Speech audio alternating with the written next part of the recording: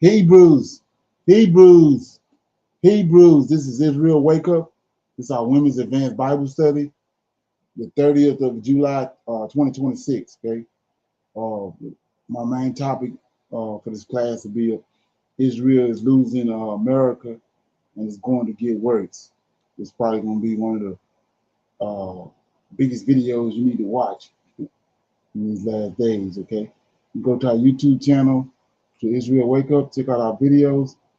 There's we have over 300 or so videos so far that you can look at, examine, get the meat out.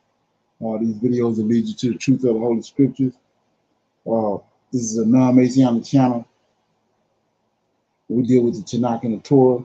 Tanak being the Old Testament, so-called Book of Remembrance. That's from Genesis to Malachi. We don't subscribe to the New Testament or to the God that's in the New Testament. Okay, and the Torah is the first 5 books of the Old Testament that was given to Moses by our Savior and our Redeemer and our Deliverer, the Lord of Hosts. Okay, this channel was created to aid and assist all Hebrews who are waking up to their true identity and understanding also who their Savior and their Redeemer truly is. Shalom and welcome to this channel, and welcome to our Women's Advanced Bible Study. We're going to do our normal, which is a moment of silence, prayer, psalms. We have our Women's Health Moment with Michelle, current events. We have some need to know information, a little dialogue, and our topic, like I said, for discussion is the video, which is Israel is losing America, and it's going to get worse as the days go by, time passes. In our scripture reading, we'll be reading our 3 chapters. It's in Genesis, chapters 35, 36, and 37. Okay, we'll pick a scripture like we normally do, read that scripture, break it down, talk about it, and then we'll go into our Q&A, our questions and comments, and our dialogue. Okay, and then we'll close out. Okay, this moment of silence is for the Lord of Hosts and all that He's doing to bring about our prophesied deliverance in these last days. Okay, oh Lord, we come before Thee. We appreciate You, oh Lord, for Your patience and Your guidance in these last days. Oh Lord, we thank You for You awakening us to this greater understanding of Your word. And we come before You that You keep and direct and guide us. Okay. Oh Lord, we see Your mighty hand in the world affairs and how You are constructing Your people's deliverance. And we trust and rely upon Thee. And for this cause, we honor and respect You greatly. Turn not Thy face from us, but allow us in our searching of You to find You, O Lord, and to dwell with You. Peace be unto You. Okay? So with that being said, we're going to read our song.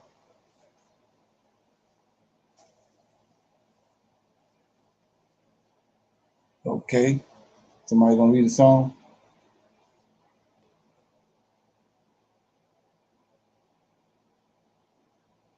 Hello? Okay, I'll read the song.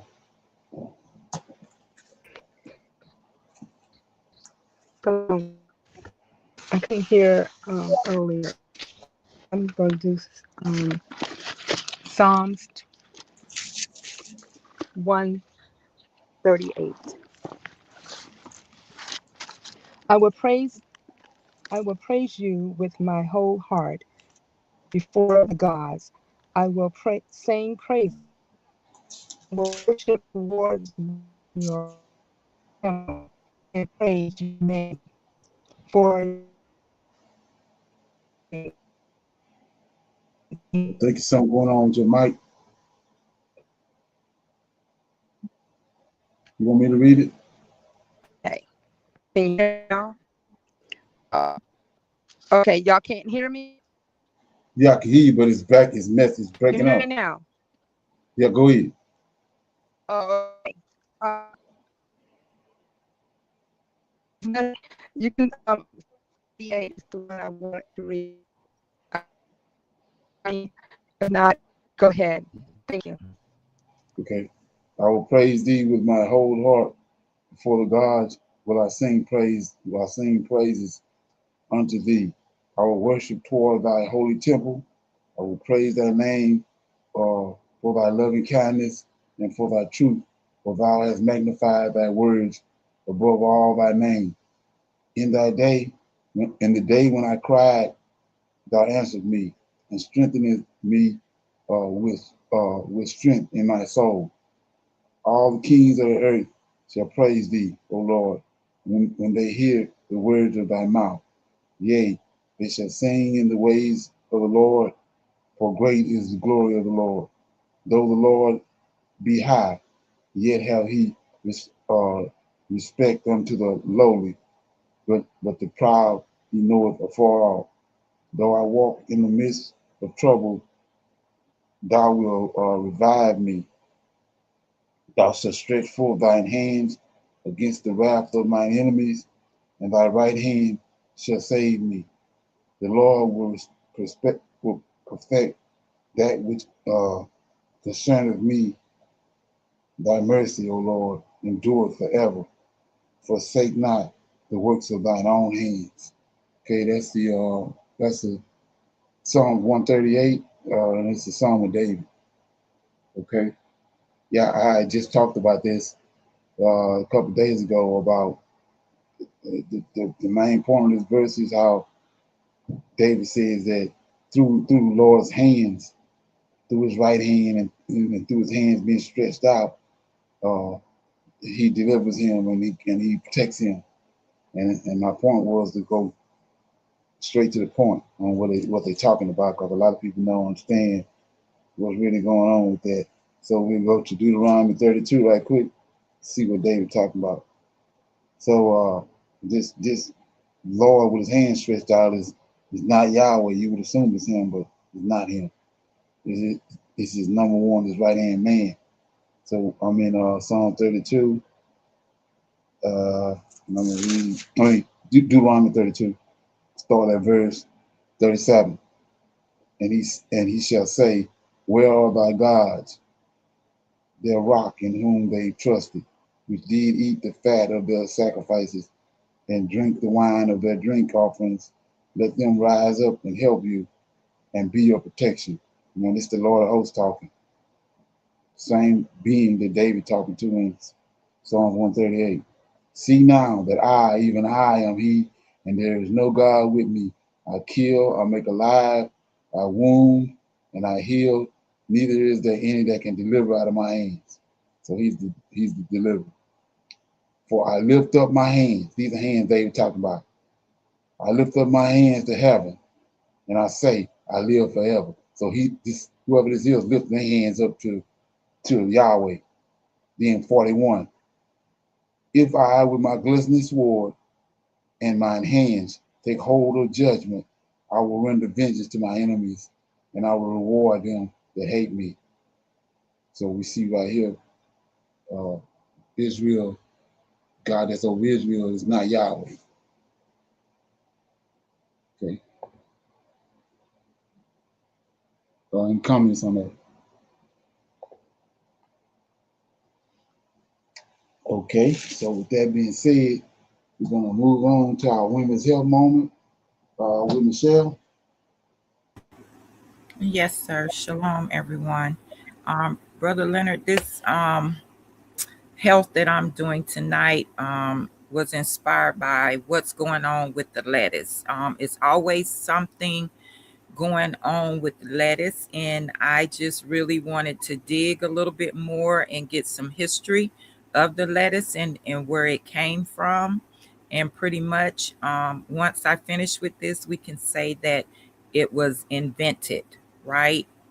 Right. But where it was invented, it really shocked me when I found out that information. So, yes, sir. Shalom, everyone. Please note that the information shared is intended for general and educational purposes only. Tonight, we will discuss a wedge of history that's all over the news. DNA analysis of 445 types of lettuce indicates that lettuce was first domesticated from its wild ancestors near the Caucasus Mountains. where seed shattering was first selected out of the cultivar. At the time, the lettuce plant was only suitable for harvesting its seeds, which could be pressed to extract oil, likely used for cooking among other purposes.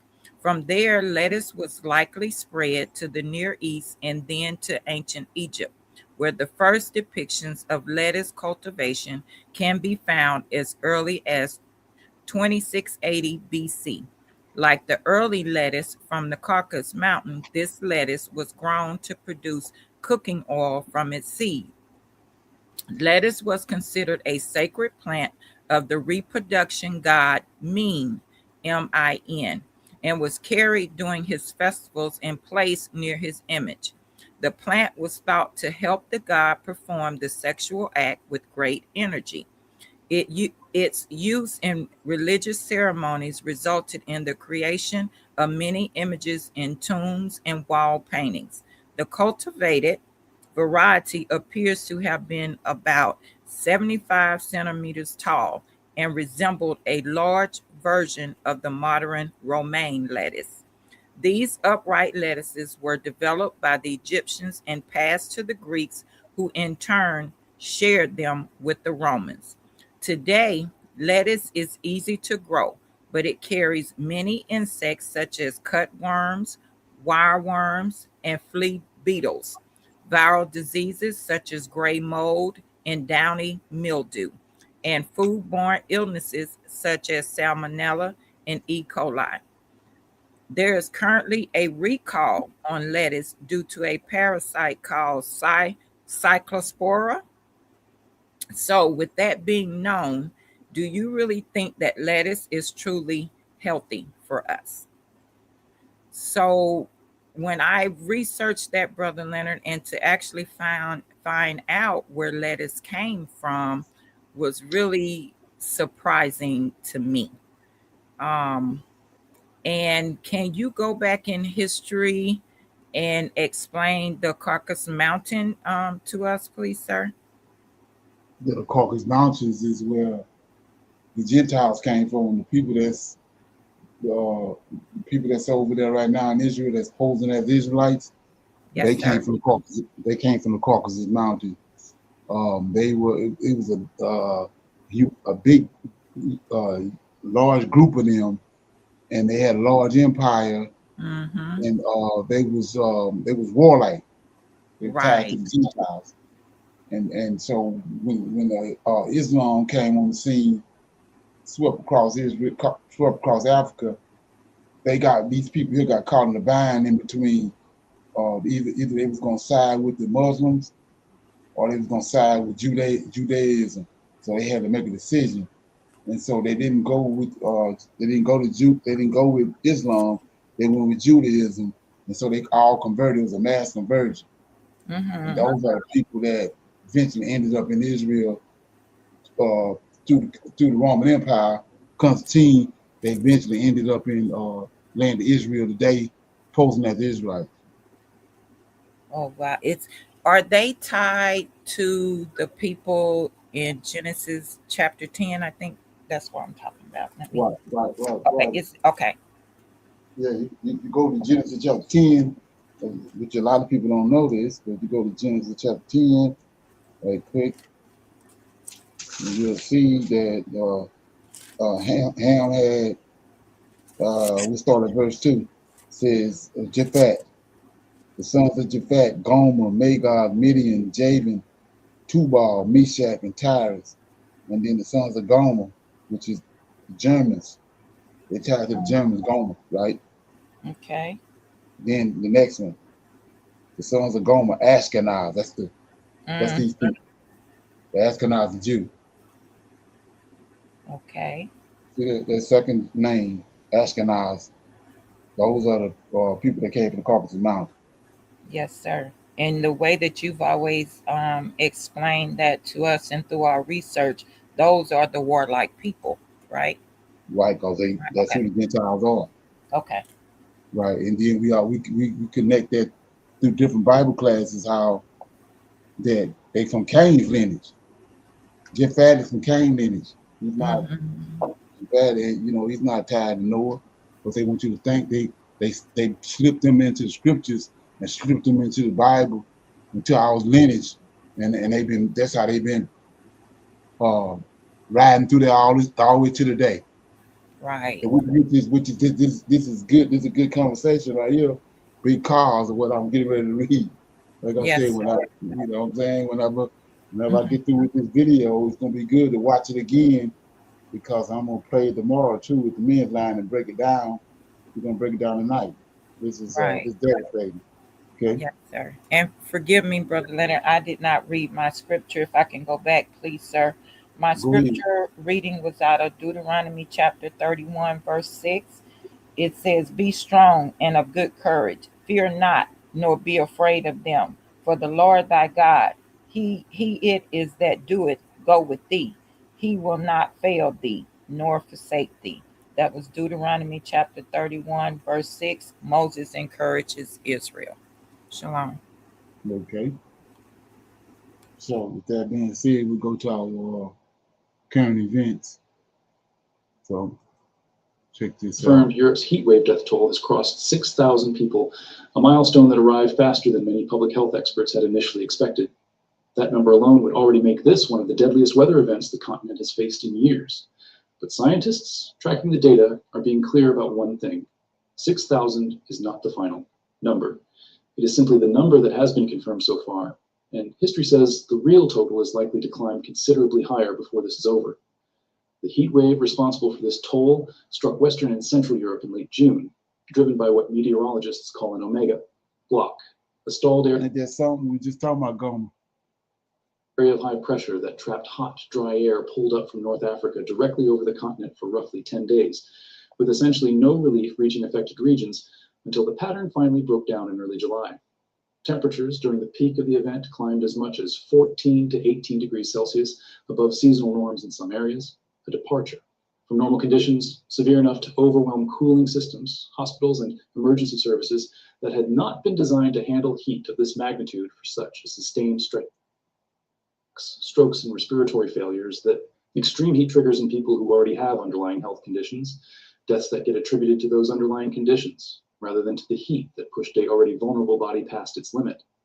History offers a stark demonstration of exactly how large that gap can eventually turn out to be. And it is worth walking through in detail because the pattern has now repeated itself so many times. During the summer of 2022, the World Health Organization's real time estimate, based on reported figures as the season unfolded, put Europe's heat-related death toll at roughly 15,000 people. A more thorough study published later in the journal Nature Medicine, working from complete mortality records gathered after the fact, put the true figure above 61,000, more than 4 times higher than the initial real-time estimate. The following year, in 2023, a similar retrospective study found close to 48,000 heat-related deaths across the continent. And in 2024, the hottest summer Europe has ever recorded, that same rigorous retrospective methodology found over 62,000. Figures had suggested while the heat wave itself was still making headlines. We've been hiding this. What you think? Yeah, the sun killing them all. They've been doing it, but it's just it's at a ridiculous level right now. Okay. Yeah, I want to talk about that. What you was talking about earlier. Before I forget, Michelle, about that about the lettuce. Yes, sir. Okay, I don't know if you heard it. You might want to check it out, research it. Did you see where?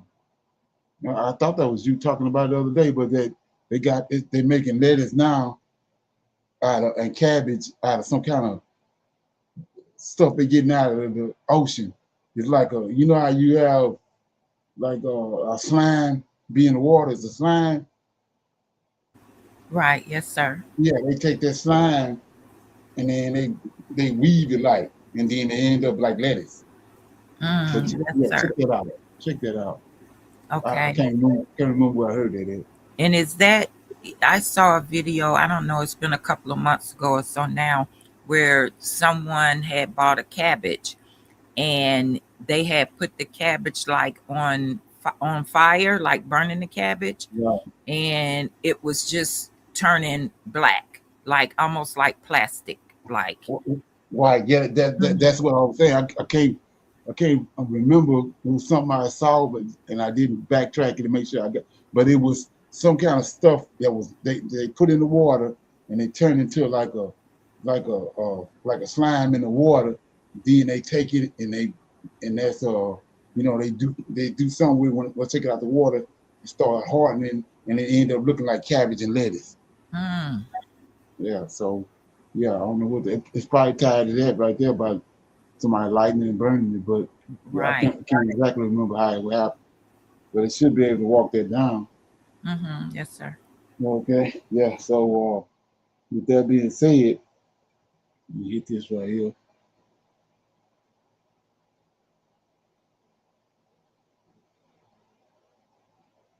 Okay. There you go.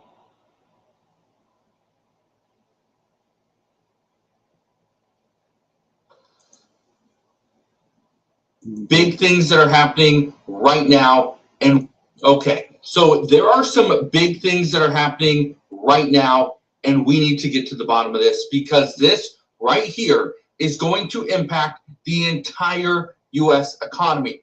First off, look at this. It says the U.S. economy slowed to 1.5% growth rate in Q2, and June core inflation is at 3.3%. Okay, now that's important to know, but it's not the key here. This is the key. We are now seeing the reports from the stores, the grocery stores, the retail stores. Just this store alone, Albertsons, they issued a warning. Okay, here's what you need to know. Albertsons originally had a forward guidance. This is earnings per share of about $2.22 to $2.32 per share. They've revised that down to $1.75 to $1.85 per share. Okay, so again, substantial drop. It's almost a 50-cent drop, the earnings per share. Now, why am I telling you this? Well, it's because people don't have money. They don't have the money to spend.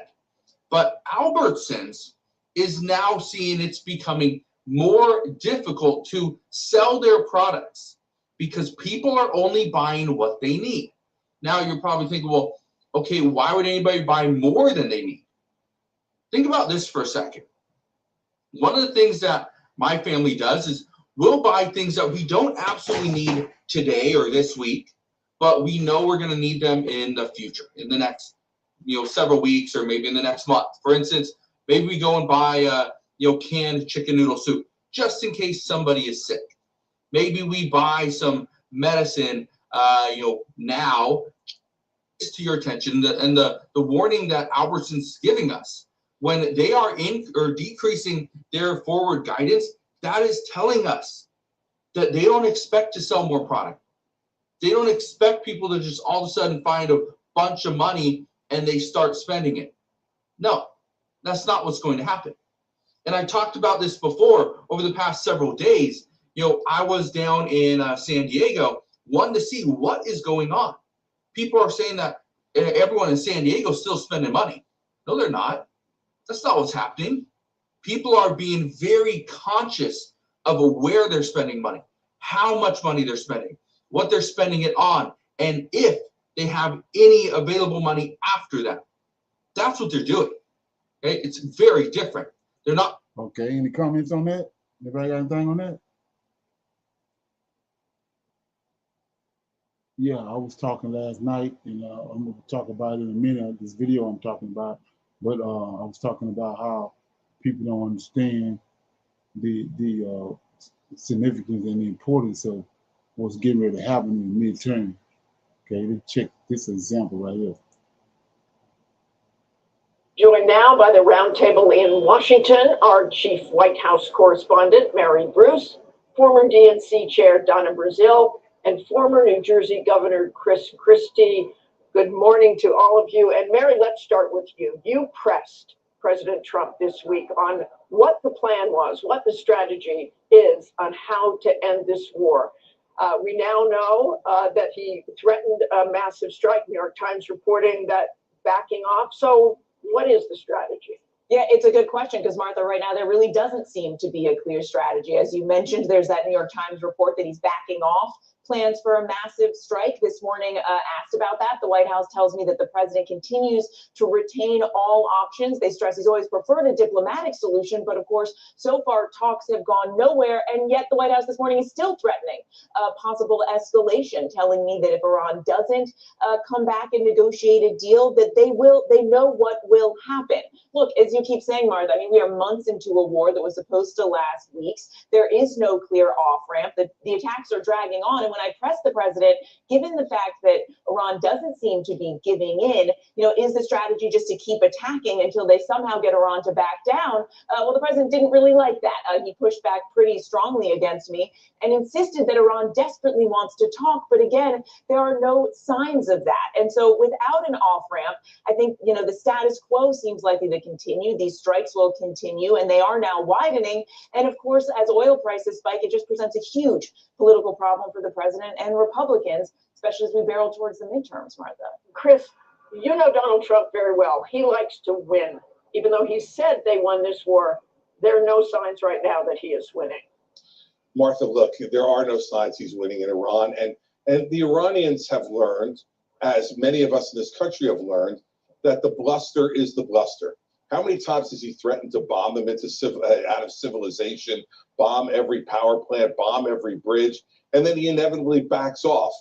He thinks that this is a real estate deal, that if he blusters about someone else is looking at this property and you have to offer right now, that somehow they're going to do it. That doesn't work in international diplomacy. It certainly doesn't work with the Iranians. And I'll say this, Martha, the problem for the president and for my party right now is that the show is over. Right. He can no longer distract from bad decisions with his charisma and his speaking. And the best example of that are the two speeches in the last week, the speech on election integrity and the speech on Friday night at the Correspondents' Dinner.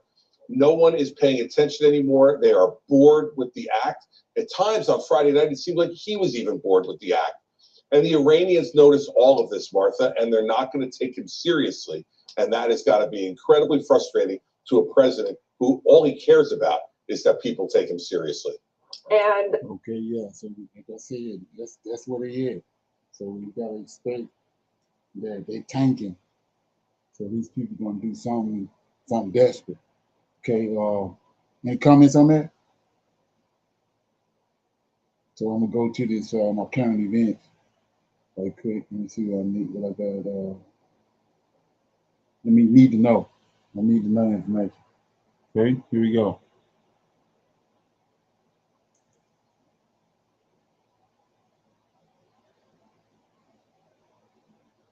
The entire notion of what are we in this war for boils down to something that I said to you very early on that I thought it would eventually become, and that is the aim is the total destruction of the Iranian state and its society. The Iranians know that. For them, this is existential. We in the United States don't really understand this. The average American isn't keeping up with that. He is keeping up with other matters, which we can talk about, that are largely economic and financial in nature, and those things could easily bring this war to an end.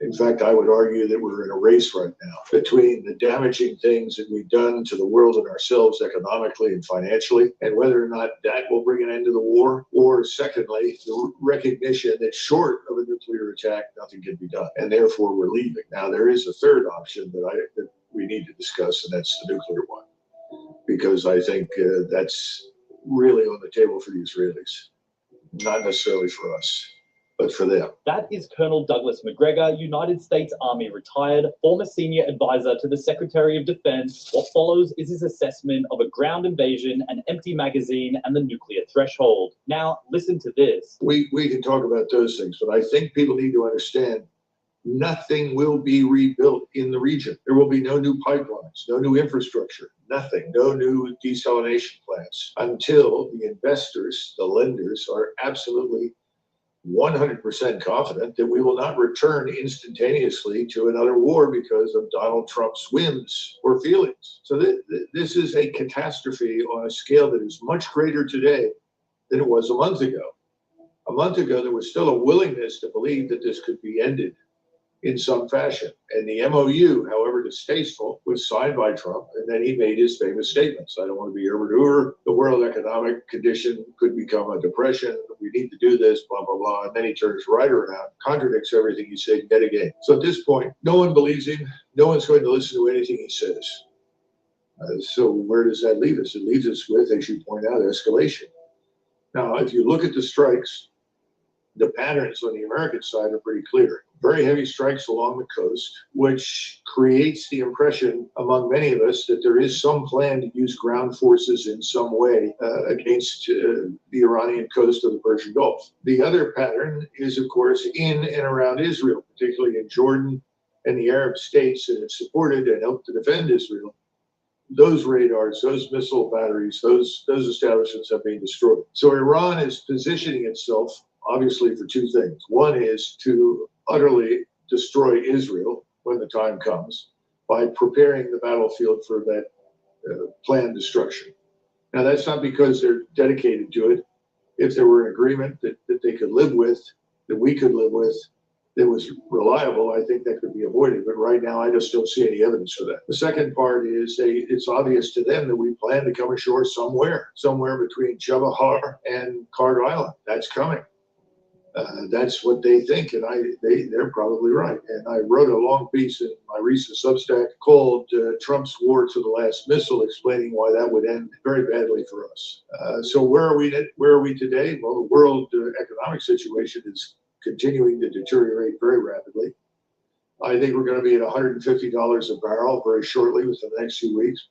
Probably 200 in a couple of months or more. And it's not just gasoline and diesel, it's all the distillates, everything else that goes with the Persian Gulf, from sulfuric acid to, unfortunately, fertilizer and helium and so forth. So the world is now very definitely on a glide path to depression. It's going to be worse in some places and better in others. Some people think it'll be a very hard recession in the United States. I think we'll be lucky if that turns out to be the case. Because how do you combat this? Well, the predisposition when you have high inflation and things are going badly has been to print money. Well, I suppose we can do that, but then it makes it harder on the bond market right now, because right now the bond market, I think the 10-year, which is really the bellwether for trouble, is about 4.6%. They grossly underestimated the task, and they failed. And they were always going to fail because the Turks had the high ground and would fight tenaciously. It was their country. We're fighting Iranians. This is Iran. They will fight. I remember when we went into Iraq in 1991. People said, oh, the Iraqis, they'll fight hard because we're going into Iraq. And we'd been there before. We all said, huh, really? No.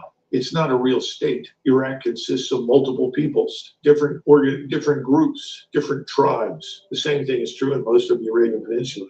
They're not going to present a unified front. And indeed, that's what happened. The Shiites all said, thanks for coming. We're happy to see you. Please don't leave. The Sunnis, they didn't like it, but they weren't going to lose their lives over it. That just meant that they were asking, well, who's going to pay us our monthly stipendium? Where do we get the monthly bag of gold? And then the Kurds, of course, up north said, great, come on in. We hate all these. So I think all of this needs to be carefully considered right now. I'm not sure how carefully we're considering it, because I listen to the television generals like everybody else. I have to know what they're saying. And the television generals say, we have to take Card Island, well, then we'll win the war. One quick correction here. The colonel says the Allies went into Gallipoli with 50,000 and pulled out 500,000. Those numbers are inverted. Britain, its empire, and France committed roughly 490,000 men across the campaign and took around 250,000 casualties. The evacuations of December 1915 and January 1916 lifted out roughly 118,000. His strategic point survives the arithmetic completely. On the magazines, the Royal United Services Institute calculated in March that no idea where that will go. You're now talking about China, Pakistan, Russia, any number of other major powers in the world. We're going to say, wait a minute, no one signed up for this. Because remember, even though it's not necessarily codified per se in law, it's been widely understood since 1945 that nuclear weapons are really designed to protect your national territory. And Brezhnev said in 1968, He said, what we have, we hold. In other words, we're not giving up the gains in World War II. Now, 20 years later, that was all gone. It fell apart on its own. But everybody acknowledged, got it, we're not going to go to war over that. And I think we all understood that you don't raise the nuclear threat unless your own home territory is under direct threat of nuclear attack. So I hope that. So the conversation, this conversation is about, says nothing can stop what's coming. So evidently he's assuming that, and I'm thinking it's these Khazarians, like we just talked about, these Edomites over there in Israel are gonna use the nuclear. They're gonna use the nuclear option. Any comments on that?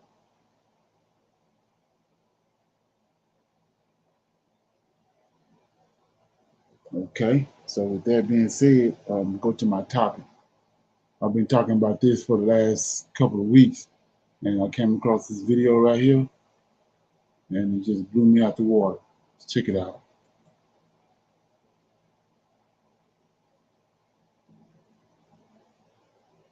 Situation room to push Trump. So the name of it is Israel is losing. Israel is losing America, and it's going to get worse. So, probably want to watch this again because I'll be talking about it. How much influence does Israel have on our country? Israel's controlling our government. Israel controls us. The government of Israel controls the United States. Israel is in control of our government. Israel controls America. There's no easy way to say this other than the United States is being controlled by Israel. The man controlling our military, Benjamin Netanyahu. It feels like we're owned by Israel. We just never knew it. Is this being done for America or for Israel? So when you hear that, do that ring a bell for anybody?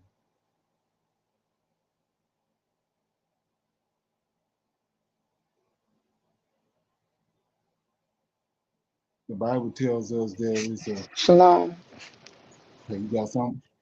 Yes, sir. I'm sorry, but my mic was not working for me. It's just like wouldn't work. So I have a couple of things, but I will respond on the last one about Israel. In Netanyahu coming, if that is so, that it's they are going to rule America.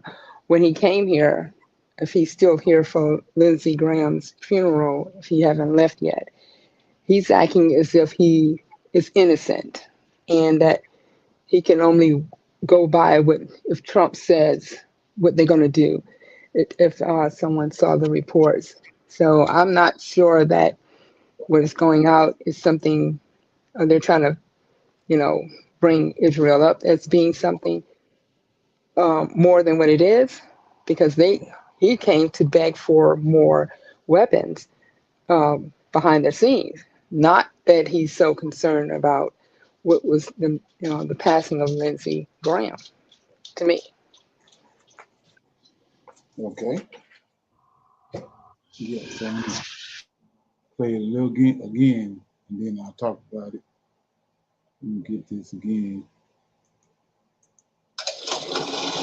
How much influence does Israel have on our country? Israel's controlling our government. Israel controls us. The government of Israel controls the United States. Israel is in control of our government. Israel controls America. There's no easy way to say this other than the United States is being controlled by Israel. The man controlling our military, Benjamin Netanyahu. It feels like we're owned by Israel. We just never knew it. Is this being done for America or for Israel?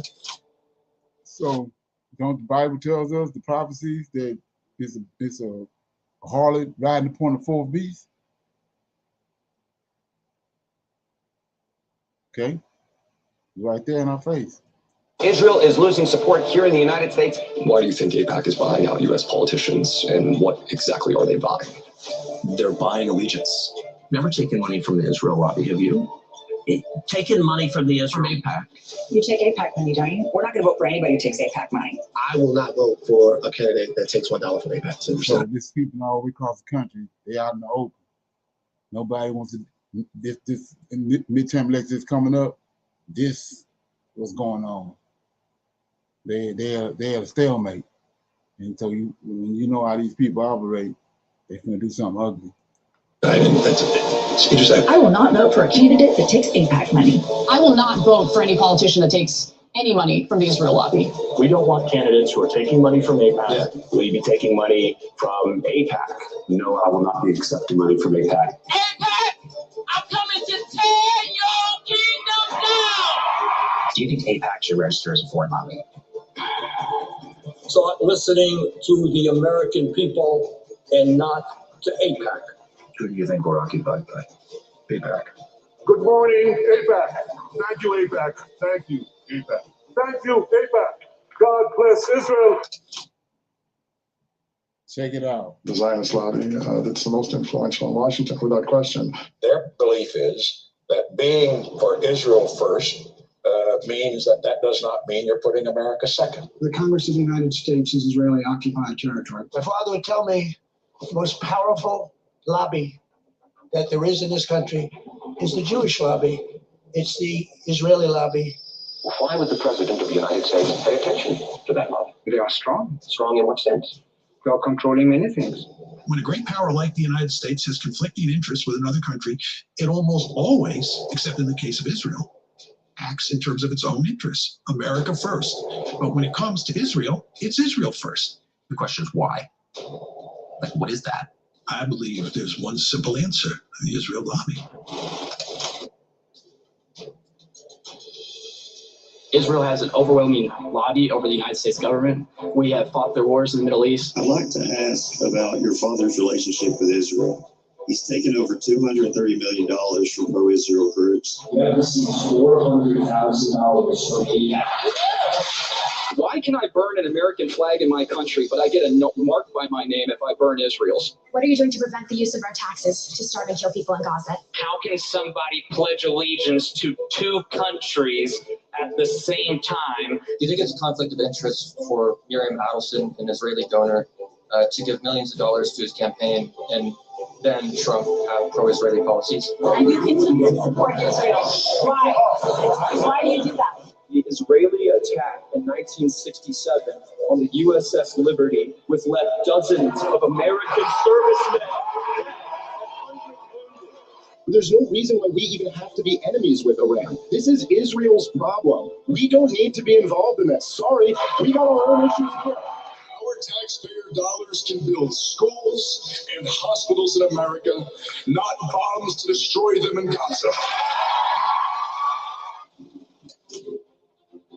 As a Jewish person, there is no Zionist gene that I have or that Jews have. And as an American, over 60% of Jewish Americans believe Israel has committed war crimes. Jewish Americans. I am horrified by the Israeli government's massacre of well over 65,000 Palestinians in Gaza. How could it be done to you and your ancestors, and you turn around and you do it to someone else? Zionism and Zionists hate Jews and Judaism. Christians, Jews, and Muslims stand shoulder to shoulder against the Zionist empire and the genocide in Gaza.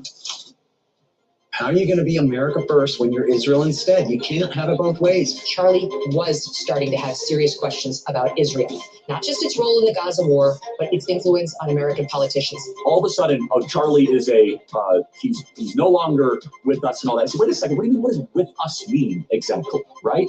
I'm an American, okay? Like I represent this country. Why are we going to war with Iran? I don't think we should be fighting wars on behalf of Israel. Israel forced our hand and dragged us into this war. Again, You go fight Iran. You go to Israel and fight Hamas. We are American people. It's not our problem. No one wants to fight for Israel. Israel is not an ally. Israel is our top enemy. Enemy. Cut off the goddamn funding. This is what a real political awakening looks like. America is finally waking up to the foreign political force that hijacked its government and undermined its sovereignty for decades. The Zionist lobby. All indicators, polls, charts, all point in the same direction. This awakening is real, it is growing, and there is no turning back. Since the genocide began, searches for terms like Zionism, AIPAC, Israeli lobby, and Zionist lobby have exploded across the United States. In the last 2 years alone, the So they've been exposed. Like I said, they've exposed at the very time when they didn't need to be. And all hell from the break loose. This lobby has been exposed as the driving force behind both Iran wars, the genocides, and the crackdown on free speech in the United States. It has been at the center of the implosion of MAGA, Kamala Harris's 2024 loss, the New York City mayoral race, Joe Kent's resignation, and one political firestorm after another. After decades of operating in the shadows, the Zionist lobby was caught red-handed in fitting in, manipulating, and shaping American politics on behalf of a foreign government. And instead of backing off, it went mask off, doubled down, and stepped into broad daylight. That was a fatal move, because millions of Americans finally got to see this foreign influence in action. And the moment that happened, it sets up a chain of natural reactions that may yet end in the complete de-Zionization of the US government. In this video, I want to zoom out and ask, where exactly are we in that de-Zionization process? Why does the Zionist lobby exist in the first place? And what is the one mistake we cannot afford to make if we ever want a real chance to take on this lobby? Welcome to Breezy Politics.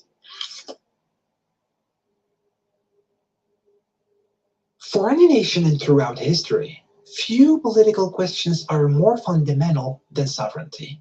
Who calls the shots? Because once a nation's sovereignty is compromised, every other political question is affected by it.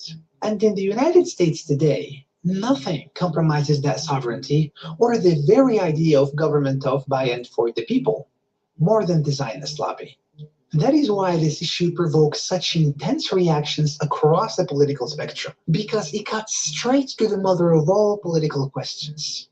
Who truly calls the shots in the most powerful empire in human history? On December 10th, 2025, President Trump said this. My father would tell me the most powerful lobby that there is in this country is the Jewish lobby. It's the Israeli lobby.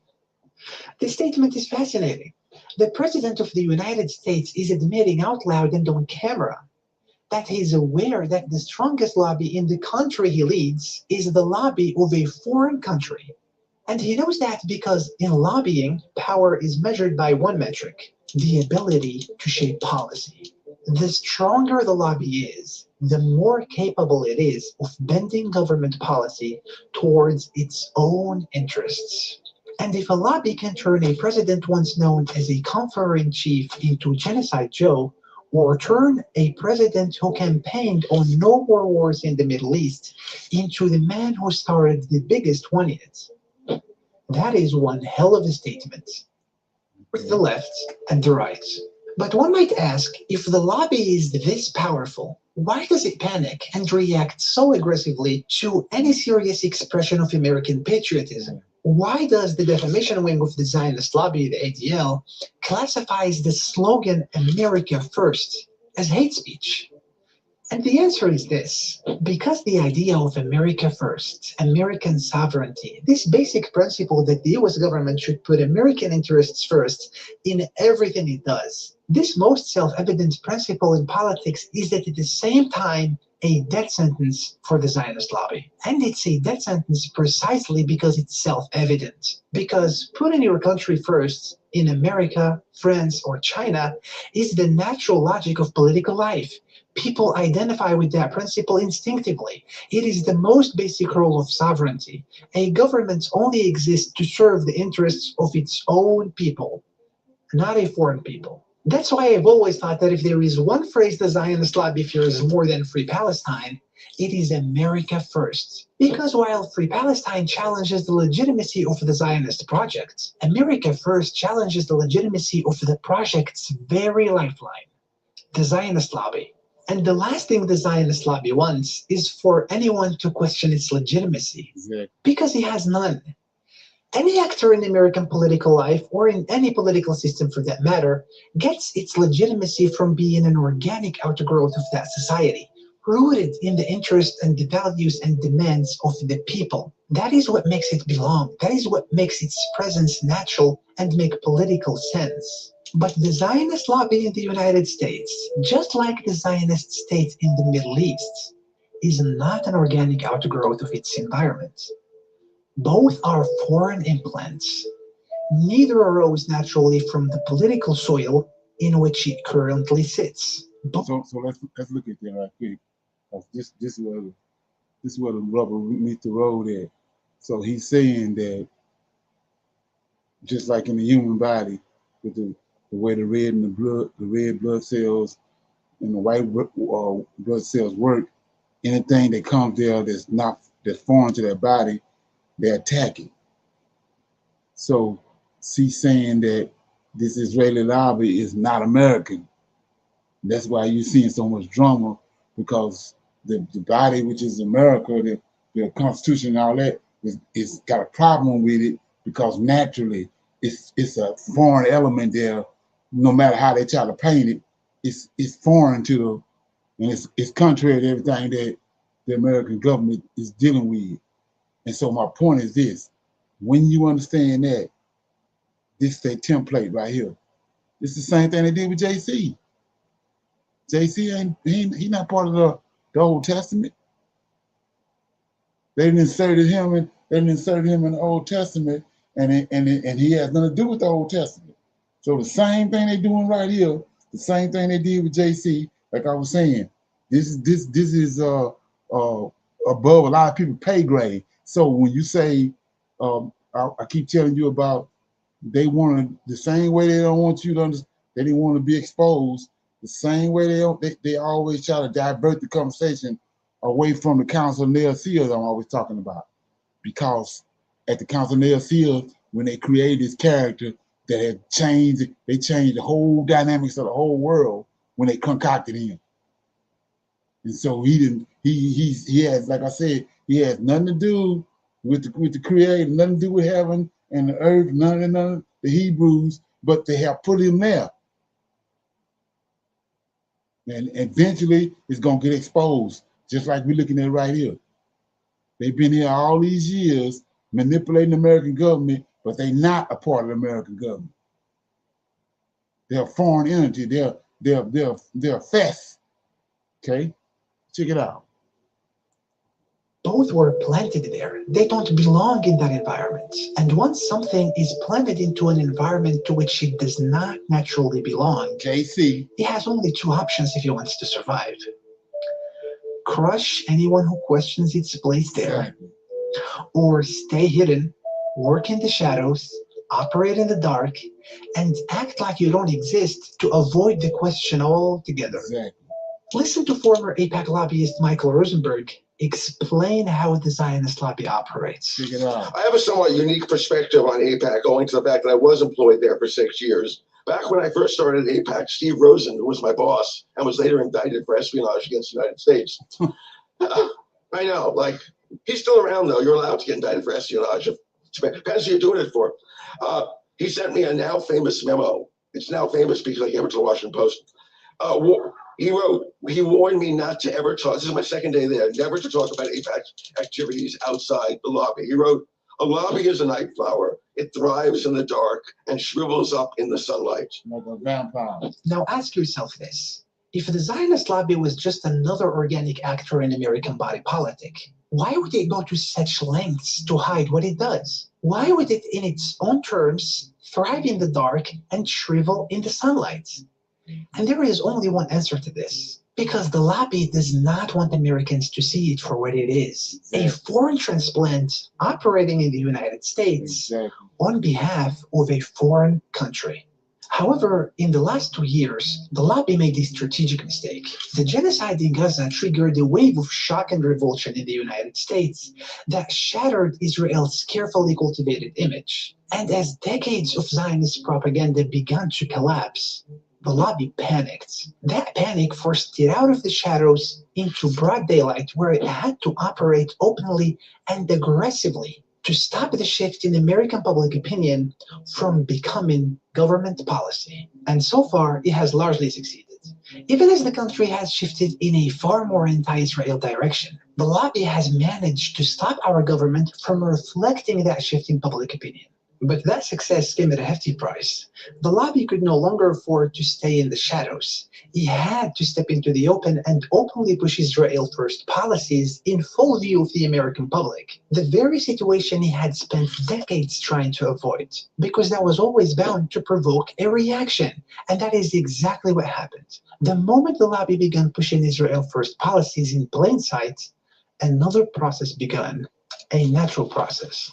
The American body politic began to sense that something was off, that an organ inside it was operating against American interests and against the natural logic of sovereignty. And just like in the human body, once the immune system detects signs of something foreign, it kicks in. It starts investigating. That is exactly what you see in these charts. American body politic began to dig into the lobby, its origins, its methods, and its record. And what fascinates me is how closely the reaction of the body politic mirrors the human body's immune system. Because the first thing an immune system does when it kicks in is distinguishing the self from the non-self. It identifies what is part of the body and serves it, and what is foreign to the body and works against it. And this is exactly what the American body politic has been doing for the last 2 years, distinguishing the America first self from the Israel first non-self, distinguishing Dave Smith from Ben Shapiro, Anna Kasparian from Laura Loomer, Thomas Massey from Lindsey Graham, Tucker Carlson from Mark Levin, and the few politicians who still answer to the American people from those who answer to AIPAC. And out of that first phase, something America First has started to form. Not a coalition yet, not a political front, but a political current with its own language, its own standards, and its own litmus tests. Are you funded by the Zionist lobby or not? Will you push for AIPAC to register as a foreign agent, or will you not? Will you vote to keep sending our money to serve the Zionist project, or will you not? Right. So this very situation right here with this guy exposing is what's gonna bring this place down. Because these people got some serious mental issues. Now that they're exposed, they're gonna do something very horrible to this place. Like I said, they're not gonna make it through the midterms. They out in the open. They land. It's like just like catching a fish and pulling them on the bank, taking them out of the water. They flopping all around everywhere. And it's the last thing they want. Like I said, might as well tie your shoes up because it's gonna go down. Take my word for it. Any comments on that? Shalom, Brother Leonard. I think the key word that really registered with me was when he said powerful, right? So AIPAC is a very powerful lobbying group, right? Which exactly. Yes, and he mentioned that they hold annual conference, right? To raise money. Exactly. So we have to also think about the multi-billion dollar military assistance that they also get. Oh yeah, So exactly. yes, sir. So it's like they really stripping us as Americans to make sure Israel is straight. Right. No matter what, because like they were saying, we have, the worst healthcare system, our food is garbage, all of that. But you're funding billions of dollars to Israel. Right, and the crazy part about that, like I was saying, when you look at the template, go take it back to JC, all this, everything that's been happening in the world. So, like I said, these people are an invasive species. So when you understand that they taking our money and buying our politicians with our own money. Mm-hmm. Mm-hmm. See what I'm saying? And then on top of that, then they turn around and they getting other money, aid money, and then they turn around and get money for the help with the military. They don't have no money, and so that's why the guy was just saying now that this America First thing is coming forth, which is pushing them to the side. They don't want to hear that. So now they're like a spoiled brat.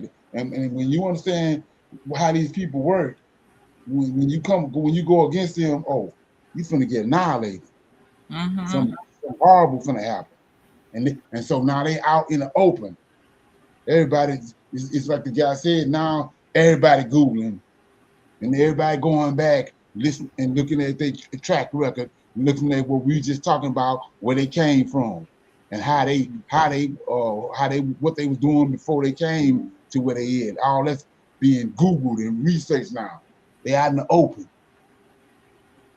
And I think, sir, it's like it's a big front too, like from a lot of members of Congress, because they know if they question right the U.S.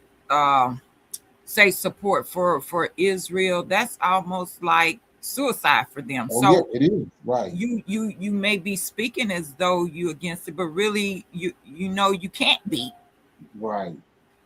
And we see how they operate. Like I said, look at just happened when they had the vote on so-called merging them two militaries out in the open. They wanted you to think that it didn't pass. Then it came back with a nice session and passed it. Wow. Okay. Oh yeah. So and it's been going on, but like I was saying, what it's just like exposing a vampire. Oh yeah, you ain't gonna win. But once you bring him out in the open, it's over. You have to kill him because today everything that they've been doing is on the lines at stake. So you got to know they're gonna do something. Like the guy, General McGregor was talking about. It's more than likely they're gonna be the one to use the nuke because everything is at stake. Everything they've been plotting up all this time is on the line, and they exposed. Okay. And don't talk about that. What's that other the Christian group that's for Israel, something like Christian United or something like that. You can't tell them that supporting Israel is not, biblically, a prophecy. Like they just really hardcore for Israel. Right. And then and I don't know if anybody caught that, but you saw where they said that the guy, the Young Turks, the guy, the group that from the Young Turks, the lady was saying that, Charlie Kirk, right? Yes, sir. He has started. He started doing the work, the Google work, and the research on who these people was, and he saw how they was manipulating America, right? Yes, sir. Look where he at. Okay, I was going to say that he gone now. He gone now, yeah. And so then now look what just happened with two of the senators. All of a sudden, so yeah, it ain't good, man. It seems like to me nobody sees this. They're so brainwashed. Yeah, these people they in a quagmire. When you understand who they are, what we're looking at. This is biblical, like you said. This the harlot that the Most High is talking about. That's riding the beast. Okay. Right, and look at the people that even speak against Israel, period. What they do to them. So it's like there is, which it is, unconditional support for them no matter what. Exactly. It's going to happen. And we see that every president has made sure that it's happened. Exactly. Yeah. Like I said, they was doing all this was happening under the radar, but now a magnifying glass been shined on. You know what I'm saying? And where it was able to slide under the radar before, everybody watching everything that happened now. Okay. Shalom. If I may say, the statement I made earlier about Trump and Netanyahu coming in, I have listened to the rest of it, and it seems like he came to, like they say, bully or whatever.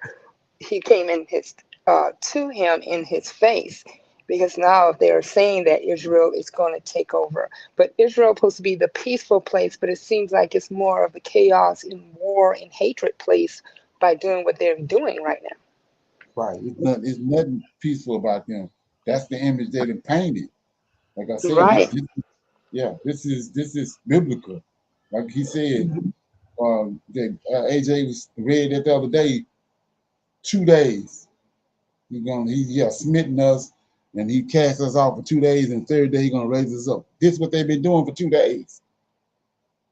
They the ones been behind the scenes, obstructing our way and doing and messing with our scriptures, messing with our way of life. These are the people behind it.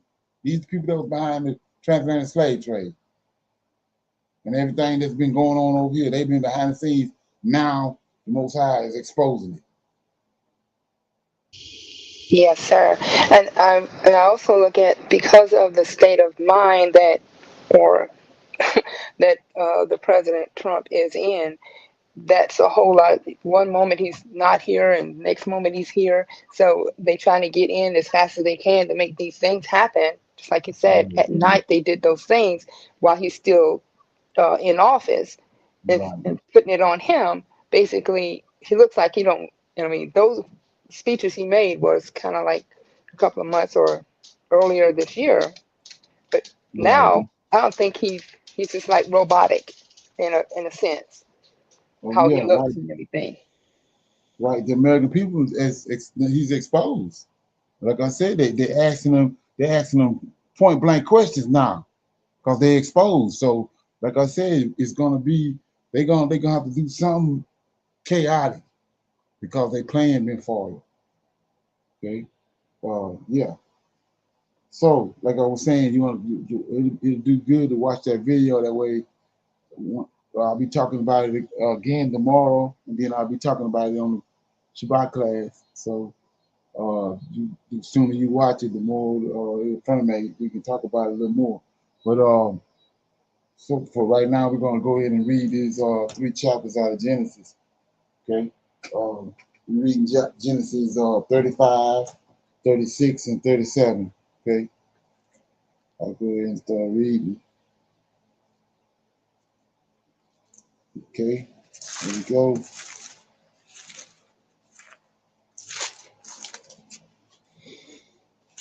Okay. Genesis 35, it says, God blessed Jacob at Bethel. And God said unto Jacob, arise, go up to Bethel, and dwell there, and make there an altar unto God that appeared unto thee when thou art fled from the face of Esau, thy brother. Then Jacob said unto his household and unto all that were with him, put away the strange gods that are among you, and be clean, and change your garments, and let us arise and go up to Bethel, and I will make there an altar unto God, who answered me in the day of my distress, and was with me in the way which I went. And they gave unto Jacob all the strange gods which were in their hand, and all their earrings which were in their ears, and Jacob hid them under the oak which was by Shechem. And they journeyed, and the terror of God was upon the cities that were round about them, and they did not pursue after the sons of Jacob. So Jacob came to Luz, which is in the land of Canaan, that is Bethel, he and all the people that were with him, and he built there an altar and called the place El Bethel, because there God appeared unto him when he fled from the face of his brother. But Deborah, Rebekah's nurse, died, and she was buried beneath Bethel under an oak, and the name of it was called Alun Baklu. And God appeared unto Jacob again when he came out of the panorama and blessed him. And God said unto him, thy name is Jacob. Thy name shall not be called any more Jacob, but Israel shall be thy name. And he called his name Israel. And God said unto him, I am God Almighty. Be fruitful and multiply. A nation and a company of nations shall be of thee, and kings shall come out of thy loins. And the land which I gave Abraham and Isaac, to thee will I give it, and to thy seed after thee will I give the land. And God went up from him in the place where he had talked with him, and Jacob set up a pillar in the place where he had talked with him, even a pillar of stone, and he poured the drink offering thereon, and he poured all thereon. And Jacob called the name of the place where God placed, where God spake unto him, Bethel. Okay, and they journeyed from Bethel, and there was but a little ways to come to Ephrata, and Rachel travailed, and she had hard labor. And it came to pass when she was in a hard labor that the midwife said unto her, Fear not, thou shalt have the son also. And it came to pass as her soul was in departing, for she died, that she called his name Benjamin, but his father called him Benjamin. And Rachel died and was buried in the way to Ephrata, which is in Bethel. And Jacob set a pillow upon her grave. That is a pillow of Rachel's grave unto this day. And Israel journeyed and spread his tents to beyond the tower of Edar. And it came to pass when Israel dwelt in that land that Reuben went and he lay with Bilhah, his father's concubine, and Israel heard it. Now the sons of Jacob were 12. The sons of Leah, Reuben, Jacob's firstborn, and Simeon, Levi, Judah, Issachar, and Zebulun. The sons of Rachel, Joseph, and Benjamin. And the sons of Bilhah, Rachel's handmaiden, Dan and Naphtali.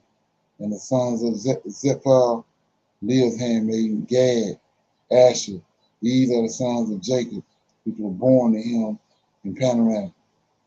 And Jacob came into Isaac his father, and Jacob came unto Isaac his father, unto Mamre, unto the city of Arba, which is Hebron, where Abraham and Isaac sojourned.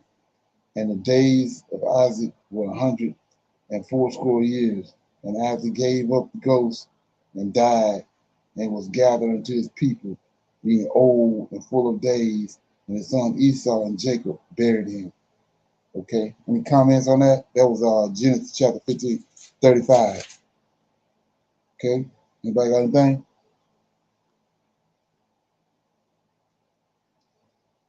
Okay, we go to next chapter, 36. The descendants of Esau.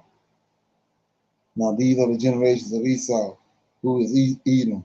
Esau took his wives of the daughters of Canaan, Ada, the daughter of Edom the Hittite, and Ahilibah, the daughter of Anak, the daughter of Zebin the Hivite, and Basmat, Ishmael's daughter, sister of Nebuchadnezzar. And Ada bore to Esau Eliphaz, and Basha bore Reuel, and Ahalabah bore Jeush, and Jolam, and Korah. These are the sons of Esau, which were born unto him in the land of Canaan.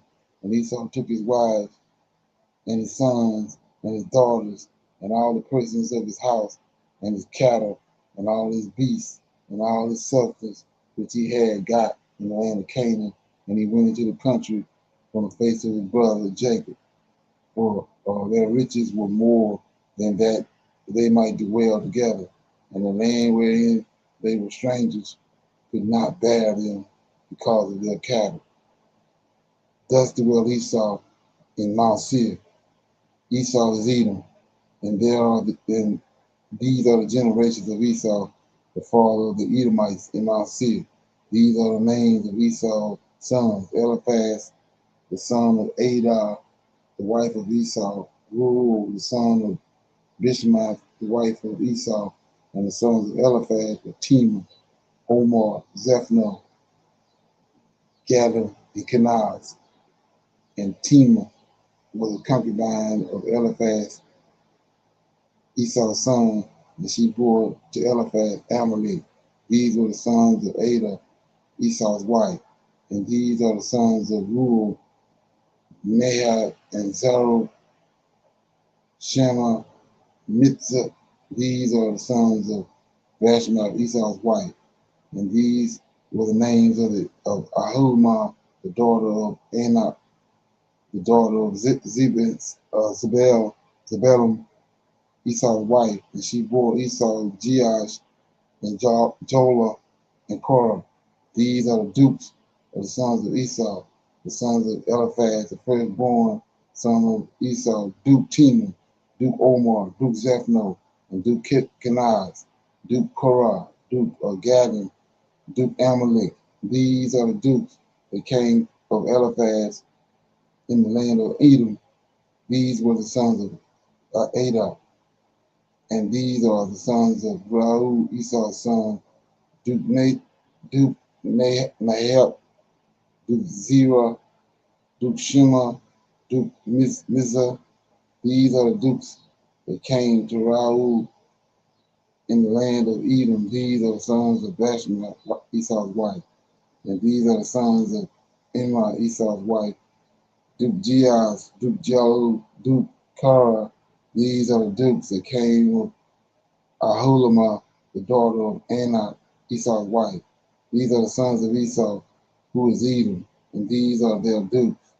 These are the sons of Seir, the Horite, who inhabited the land, Lothan and Shabah and Zebulun and Anak,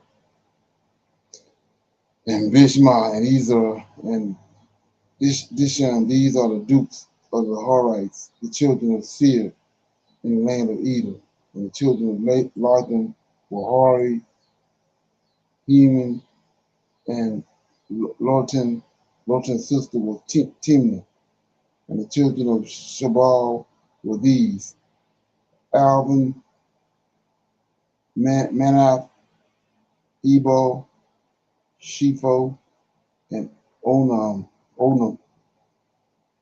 And these are the children of Zebulun, both Ajah and Anah. These was that Anah that found the mules in the wilderness as he fed the asses of Zebulun his father. And the children of Anah were these: Dishan, Ahullah, the daughter of Anak. And these are the children of Dishan, Herman, Ishban, Itran, Chiran. The children of Eleazar are these: Bihan and Zavan and Achan. The children of Dishan are these: Uz and Aran. These are the dukes that came to the Horites: Duke Lathan, Duke Shaul, Duke Zebulun, Duke Anak, Duke Dishan, Duke Isler, Duke Dishan. These are the dukes that came to Hori among their dukes in the land of Shir.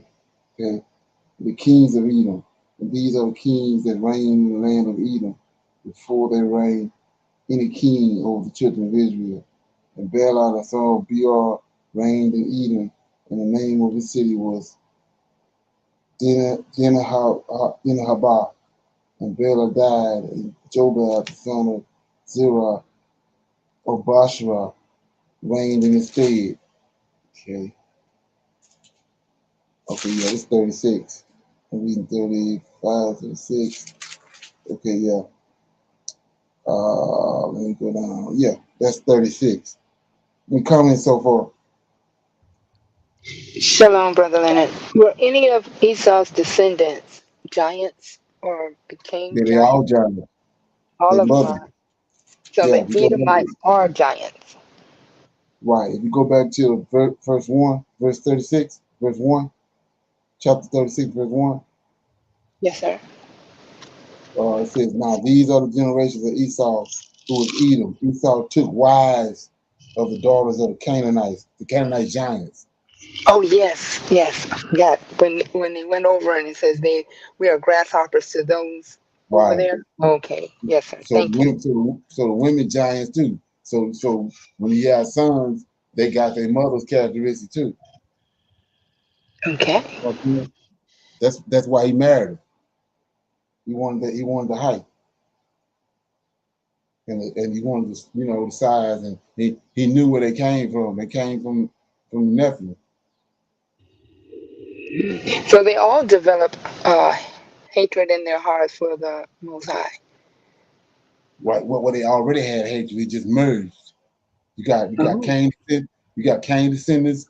Remember, Cain was put away, so he Yes. got a hate. He put away from Adam, and then Esau was put away. Canaan was put away. So they all got a hate. They already got a hatred. It's just gelling together. Okay. So let me read. Let me see. 37. This is Genesis 37. Any more questions? Okay. 37. Joseph dreamed. And Joseph dreamed. And Jacob dwelt in a land wherein his father was a stranger, in the land of Canaan. These are the generations of Jacob. Joseph, being 17 years old, was feeding the flock with his brethren, and the lad was with the sons of Bilhah and with the sons of Zephalah, his father's wives. And Joseph brought unto his father their evil report. Now Israel loved Joseph more than all his children, because he was the son of his old age, and he made him a coat of many colors. And when his brethren saw that their father loved him more than all his brethren, they hated him and could not speak peaceably unto him. And Joseph dreamed a dream, uh, and Joseph dreamed a dream, and when his brethren, and Joseph dreamed a dream, and he told it to his brethren, and they hated him yet the more. And he said unto them, hear, I pray you, this dream which I have dreamed. And behold, we were binding sheep in the field, and lo, my shades arose, and also stood upright. And behold, your sheep stood round about, and made obstinance to my sheep. And his brethren said unto him, shalt thou indeed reign over us, or shalt thou indeed have dominion over us? And they hated him yet the more for his dreams and for his words. And he dreamed yet another dream, told it to his brethren, and said, behold, I have dreamed a dream more. And behold, the sun and the moon and the 11 stars made obstinance to me. And he told it unto his father and to his brethren and to his father. And his father rebuked him and said unto him, what is this dream that thou hast dreamed? Shall I and the mother of thy brethren indeed come and bow down ourselves to thee, to the earth? And his brethren envied him, but his father observed the same. And his brethren went to feed their father's flocks in Shechem. And Israel said unto Joseph, do not thy brethren feed the flock in Shechem. Come, and I will send thee unto them. And he said to him, here I am. And he said to him, go, I pray thee, see whether it be well with thy brethren, and well with thy flocks, and bring me word again. So he sent him out of the vale of Hebron, and he came to Shechem. And the children and a certain man found him, and behold, he was wandering in the field. And the man asked him, saying, what seekest thou? And he said, I seek my brethren. Tell me, I pray thee, where they feed their flocks. And the man said, they are departed hence. For I heard them say, let us go to Dedan, Then Joseph went over or went after his brethren and found them in Dothan. And when they saw him afar off, even before he came near unto them, they conspired against him to slay him. And they said one to another, Behold, this dreamer cometh.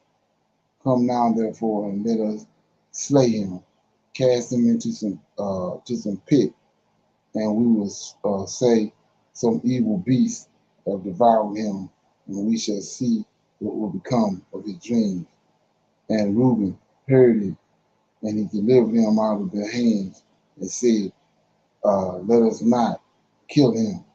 And Reuben said unto them, Shed no blood, but cast him into this pit that in the wilderness, and lay no hand upon him, that he might rid him out of their hands, to deliver him to his father again. And it came to pass, when Joseph was come unto his brethren, that they stripped Joseph of his coat of many colors that was on him, and they took him, cast him into the pit, and the pit was empty. There was no water in it. And they sat down to eat bread, and they lifted up their eyes and looked, and behold, a company of Israelites came from Gilead with their camels bearing spicery and balm and myrrh, going to carry it down unto Egypt. And Judah said unto his brethren, What profit it if we slay our brother and conceal his blood? Come, let us sell him to the Ishmaelites, and let not our hand be upon him, for he is our brother and our flesh. And his brethren were content. Then there passed by Midianite merchantmen, and they drew and lifted up Joseph out of the pit, and sold Joseph to the Ishmaelites for 20 pieces of silver, and they brought Joseph into Egypt. And Reuben returned unto the pit, and behold, Joseph was not in the pit, and he rent his clothes. And he returned unto his brethren and said, The child is not, and I, whither shall I go? And they took Joseph's coat and killed a kid of the goats, and dipped the coat in the blood, and they sent the coat of many colors, and they brought it to their father, and said, This have we found. Know now whether it be thy son's coat or not. And he knew it, and he said, It is my son's coat, and the evil beasts have devoured him.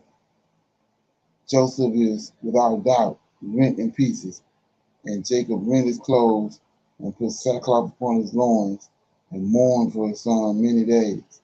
And all his sons and all his daughters rose up to comfort him, but he refused to be comforted. And he said, For I will go down into the grave until my son's mourning. Thus his father wept for him.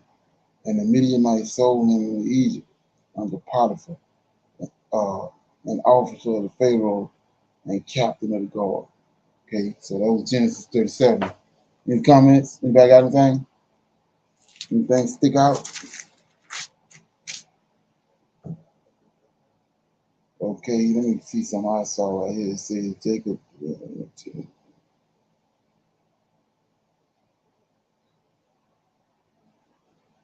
Okay, I start at verse 4. This is 37.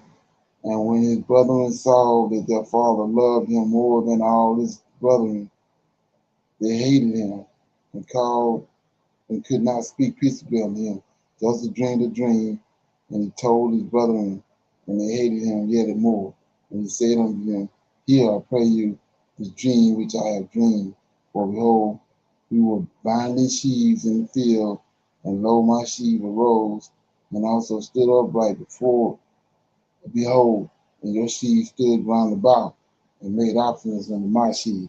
And his brethren said unto him, Shall thou reign indeed over us, or shall thou indeed have dominion over us? And they hated him yet the more for his dreams and his words. And he dreamed yet another dream, told it to his brethren, and said, Behold, I have dreamed a dream more, and behold, the sun and the moon and the evening stars made obstacles unto me. And he told it unto his father and to his brethren, and his father rebuked him, said unto him, What is this dream that thou hast dreamed? Shall I and my mother and thy brethren indeed come to bow down ourselves to thee to the earth? And his brothers envied him, but his father observed the same. And his brethren went to feed their father's flock in Shechem. And Israel said unto Joseph, y'all missed it. I don't see where it was at. Anybody got any comments? Shalom. Even though, yes, sir. Sorry. By Joseph's brothers acting the way they did, it was similar to Cain getting jealous of Abel and Right. didn't want him to rule over him. So the brothers didn't want the youngest to become over them. So they did that. So it's a jealousy played in there. And again, their hearts were not in the right place. They didn't even thank the Most High for the fact that their brother had dreams that he could actually, predict what was going to happen. Right. And Joseph, Jacob didn't help it. You know what I'm saying? Because they understood how he felt about Joseph, and then not only that, he made the coat of many colors. So he didn't help the situation. Right? But another way to look at that too, understanding that the reason why he clung to Joseph like that was he loved Rachel, and then Rachel died died in childbirth. So it seemed to me they would understand that. You know what I'm saying? Yes, sir. And they would say that that was his only child from Rachel, right? Or not? Yeah, Benjamin. Oh, he had Yeah, Benjamin and Joseph from yeah, Rachel. right. Well, she had Benjamin in childbirth, but those two kids came from Rachel, who he loved, and Yes. they went up and down because she for the longest the Lord of hosts had her womb closed. Yes. And he worked really hard for Rachel because he was, Right. hoodwinked a couple of times. 14 years. Yes. 14 years. Yes, sir. Ain't that something? Yeah, Yes, sir. this is what I was talking about. If you go to Daniel right quick, this thing it just stuck out. If you go to Daniel right quick, and it says a lot of people read over this, but it says in Daniel chapter 10, this is one of those verses that we identify Michael, right? It says in Daniel chapter 10 that it says in the third year of Cyrus, king of Persia, a thing was revealed to Daniel, whose name was Belteshazzar, and the thing was true, but the time appointed was long, and he understood the thing, and he had understanding of the vision. In those days, I, Daniel, was mourning 3 full weeks. I ate no pleasant bread, neither came flesh nor wine in my mouth, neither did I anoint myself at all, till 3 weeks were fulfilled. It says, and then verse 4, in the 4th and 20th day of the first month, as I was by the side of the great river Hiddekel, then 5, then I lifted up mine eyes and looked, and behold, a certain man clothed in linen, whose loins were girded about with gold and upas, and his body also was like beryl, and his face as the appearance of lightning, and his eyes as lamps of fire, and his arms and his feet like the color of polished brass, and the voice of his words was like the voice of a multitude. And then I, Daniel, alone saw the vision. So Daniel met this man. We know this is Michael, right? That's Michael, right? Yes, sir. So look at verse 37. We in Genesis 37, and Joseph Jacob sent Joseph to go find his brothers to get a report, right? And Jacob got lost. I'm gonna start in verse 14. And he said unto him, Go, I pray thee, see whether it be well with thy brethren and well with thy flock, and bring me word again. So he sent them out of the vale of Hebron, and he came to Shechem. Now here you go. And a certain man, could there not be the Lord of hosts? See that? A certain Yes, man sir. found a certain man found him, and behold, he was wandering. See, he was lost. I just caught that. A certain man found him in the field, and the man asked him, saying, What seekest thou? And he said, I seek my brethren. Tell me, I pray thee, where they feed their flocks. And the man said, They are departed hence. And I heard them say, Let us go to do them. And Joseph went after their brethren and found him to do that. So could they not be the Lord of hosts right there?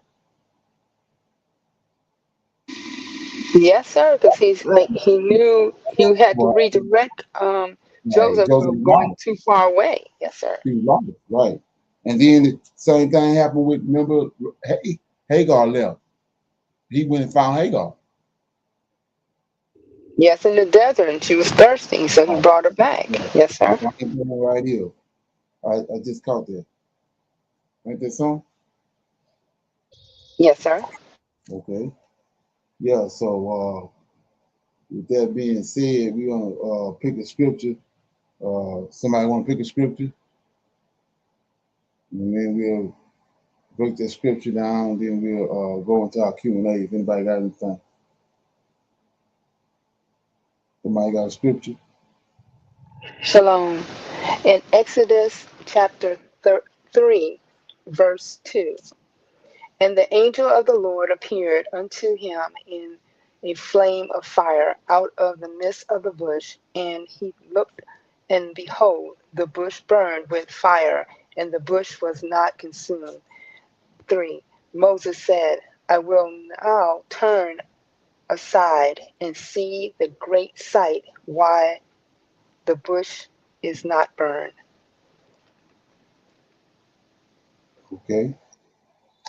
So, well, I should have started with 1 first, but this is when Moses was keeping the flock, and that's just like the Joseph's brothers were keeping the sheep in the flock there, Exactly. and yeah, so basically they looked at. I'm thinking it could be so. As I was looking at this, Joseph um, is the one who's going to be noticed, and they wanted to know why. They didn't know why he was having those dreams and everything.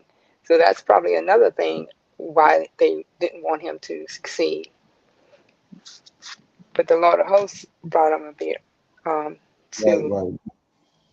yeah. And Yeah, so this angel came up also to like Moses. we see it again. Like I was saying earlier, he showed up. If you go to Genesis 12, the certain man that Daniel saw, he appeared to Abraham. And then we just saw where he found Joseph and wondering and directed him. And now we see it right here that Moses was on the backside of the desert, and there he was again, his angel, right? Yes, sir. Okay. So with that being said, anybody got any questions, comments about anything they came across? They heard, got anything they want to talk about? Shalom, everyone. I apologize for my tardiness. Brother Leonard, I had a question about the part of America that's highly, I guess, that they're holding much of the outbreak that came from the lettuce issue. This is also a part of the area that's been flooded and had tornadoes, which they historically don't have as many as they have. My question is, historically, what is there a reason why the Lord of Hosts might be doing something to this area specifically? I can call that one. Can you say it again? Yes, sir. The out of all the states that were listed for the outbreak, that came from the lettuce, Right. it's a handful of states that are in the same area going through the fires from Canada, but also floods, and also in a large amount of tornadoes that they've never really had in history until now in 2026. So it seems like a lot is happening in this area specifically. So I was wondering if something happened that I'm just unaware of historically in this area in the United States for them to seem like they're being punished so much right now. I would think it's just the power to be. That's part of their systematic bring down of the country. That's what I would say. I mean, ultimately, the Lord, the Lord hold behind it, but I would, they got a plan in place to bring this place down. So they would know right where to go, what places to concentrate on to bring it down. Well, that's what I would say. And like I said, we're going to be looking at that information I was talking about earlier. How I was listening to how that the guy was saying it was some kind of way in a laboratory that they had learned how to make lettuce, same way they do with the chicken, how they do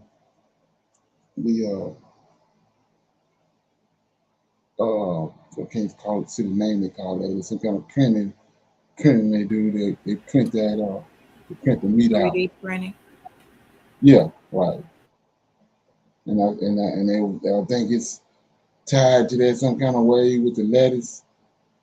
I couldn't remember it. I saw it, and I was gonna write that video down, but I didn't write it down. I had something else going on. But it was some kind of like fungus or some kind of uh, gel or something they put in the water, and then it turns to like a gel, and then they take it out the water, do something with it, and then it looks just like lettuce. And Yes, sir. the thing about that, I would think is that's the lettuce they put in the packages, but they already got a ready-made salad made. It's not like a lettuce, a head of lettuce. They're using it to put it in to make salads with, ready-made salads. Right. Salads in the bag is Yeah, Brother chef Leonard, salads. right? That I researched that uh, those are the ones that are really causing this parasite, right? Right, right. They ain't the So head. right. Mm-hmm. Mm-hmm. Ain't that something? Yes, sir. Those pre-chopped or mixed salad bags. I Right. had Yeah. yes, sir. I had a bag that my dad, just with things he does in the community, had extra, and he always goes around to family members in the area like, hey, here's fruit, vegetables. Literally, that's all he's bringing, fruit and vegetables that was left over from X, Y, and Z. And I remember I'm always happy to get fruit and vegetables, especially when it says organic. And I remember when this outbreak first happened and I heard about Taylor Farms, I looked at the bag that he had just given me, and that's what it said. And I kid you not, I was saving it to eat on Sabbath. And all I could do on Sabbath morning when I saw it, I said, well, I'll just leave it in the fridge.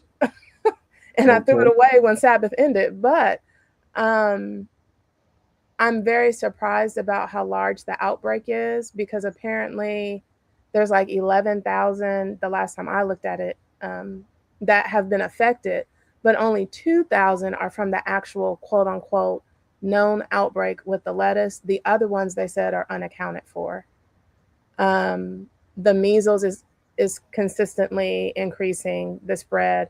All this stuff since is it JFK Jr., whatever his name is. Right. Since he got in this position, health has just went to the wayside, and I think it was going to go to the wayside regardless who was in the position, because administration knew they needed money for these wars. I did, in regards to wars and ICE, I did want to know if anybody saw that within this last week or two, there's been a large concern about ICE working with TSA. There was a big thing about TSA having a hard time working with ICE being in the way. But right now, TSA is working more than they ever have with ICE to pick up people at the airport. And it brought me back some months ago when we talked about the New Testament, or the Testaments, not the New Testament, the Testaments coming out. And Sister Michelle had mentioned that the video showed ICE was in the airports, and that's what they're going to do. And it, Brother Leonard, it just seems like these videos, I know we talked about recently how they're always 50 years ahead. Boy, they're speeding up doing things. The series just the series of The Handmaid's Tale just ended. It hadn't even been 10 years, but ICE is already in the airports, and officially the number of people being picked up and taken out of the airport and arrested has increased significantly.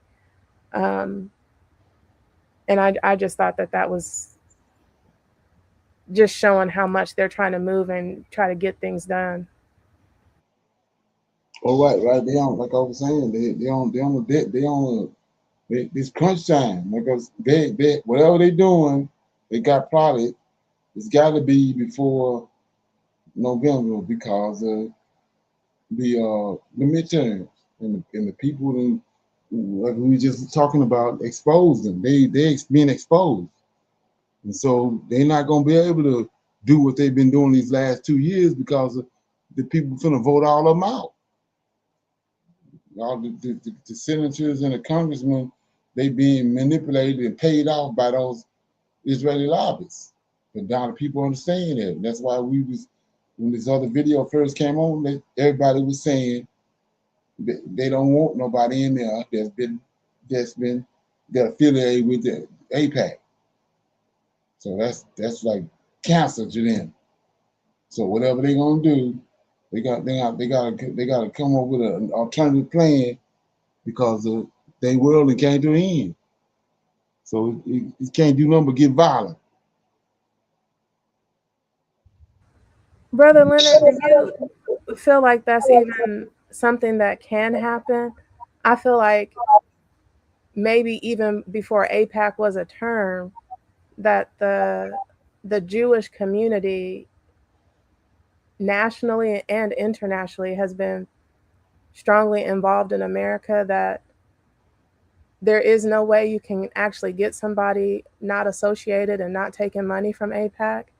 I mean, Netanyahu, even 30 years ago, was buddy with the president then, and going to, or not going to, but having the same issues he was having with other people in the Middle East.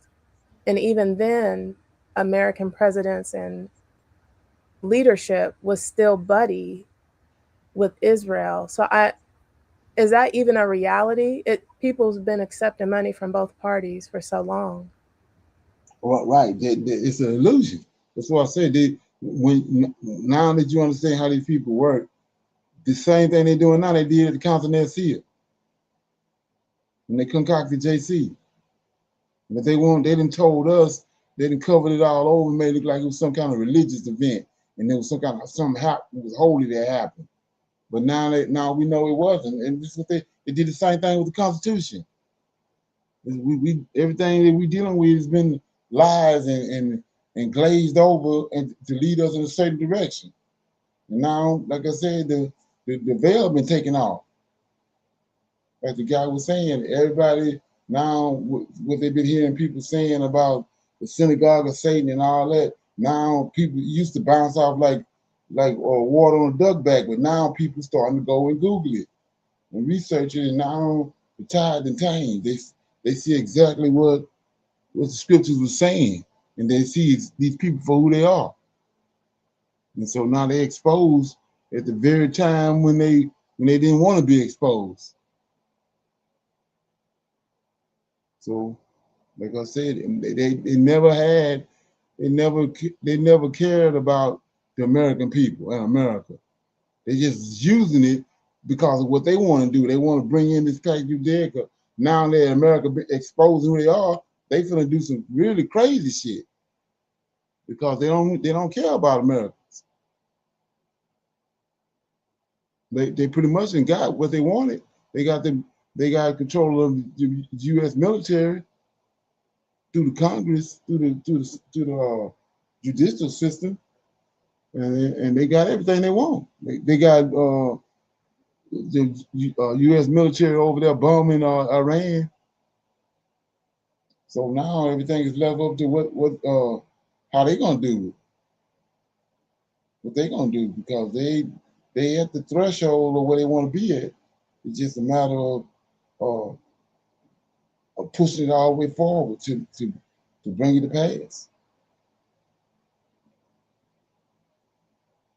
Shalom, Brother Leonard. As human beings, I don't, there's nothing that we can do but ride the waves, shall I say. So Right. I mentioned earlier about the Christians Uniting for Israel, that group or whatever, right? Just like they feel as though the reason why they truly support Israel is because of prophecy, right? So we know that's in the New Testament. So when I read Deuteronomy chapter 31, verse 6, where it tells us, be strong and of good courage, fear not, right? Nor be afraid of them. He will not fail thee nor forsake thee. That is the one that's going to have to come save us, which is the Lord of hosts, Michael. So we're just going to have to endure everything that they are trying to do, because just like they know everything else, believe me, they're Bible scholars. And just like you said, they know that their time is up, is coming to an end. So they're going to try to do everything they can do to hold on to whatever they got for as long as they can. Right. And they want this place gone. Right. And they had, for the longest, they was operating in the dark and doing it. Now it's out in the open, so now they got to really get up. It's gonna really get ugly because they no longer hiding.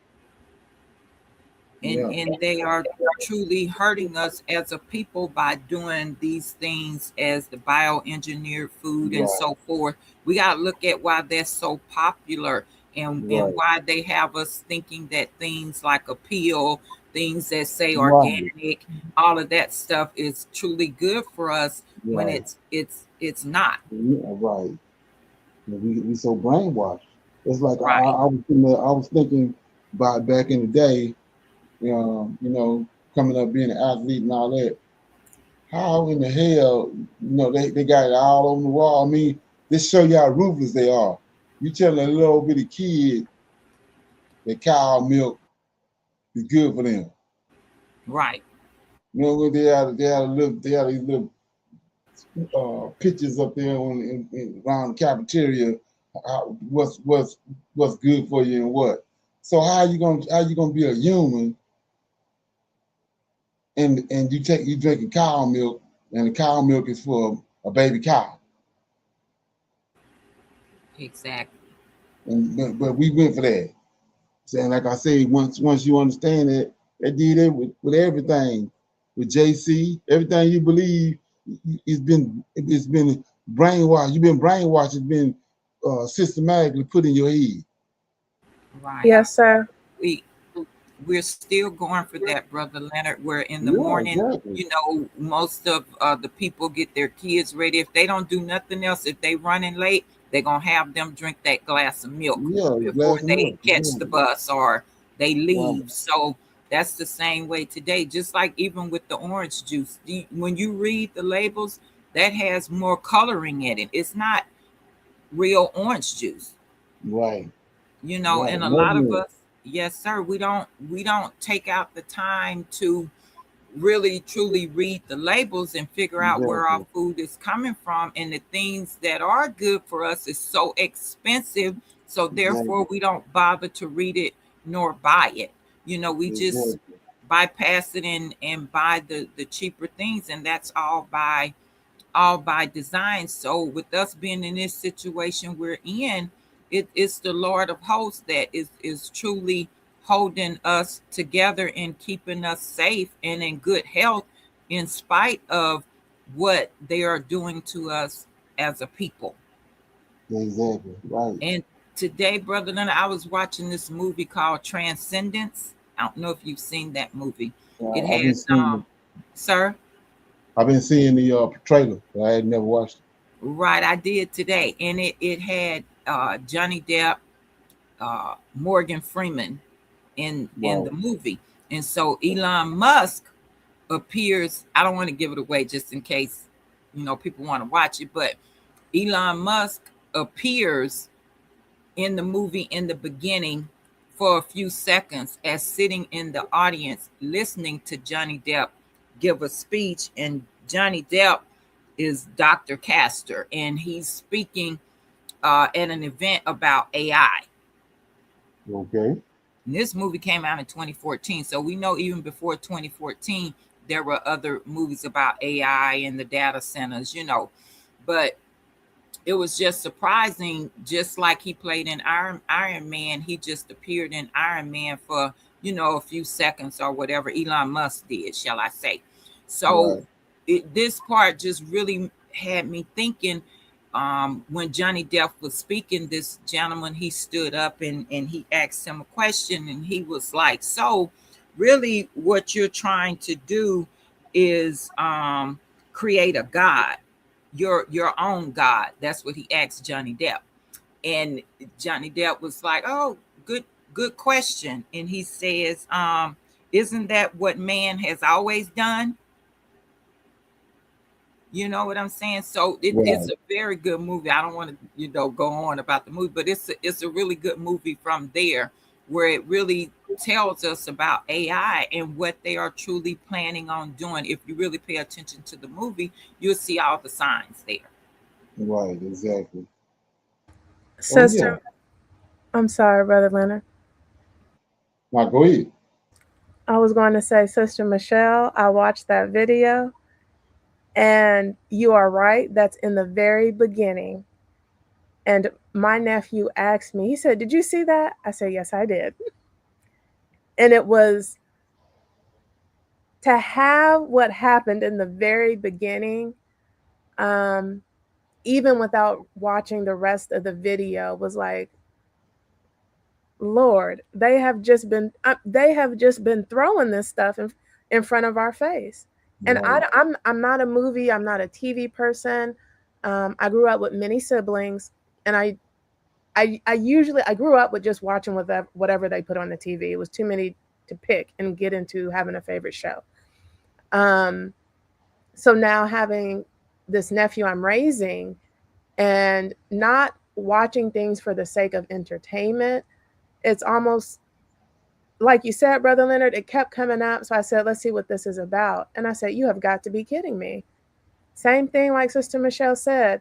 I had to look at the year again. I said, so they made this? I mean, before I even actually knew who Elon was. Other people might, other elites, but I didn't.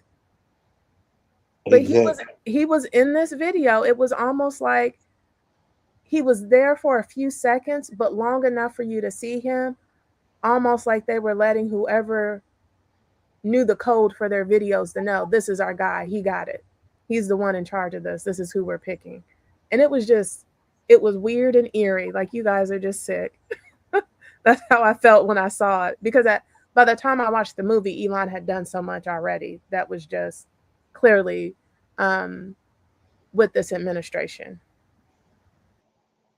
Exactly. Right. Yeah, those uh the people that made the movie and those Edomites, they are aware of all that. We the ones not aware of it.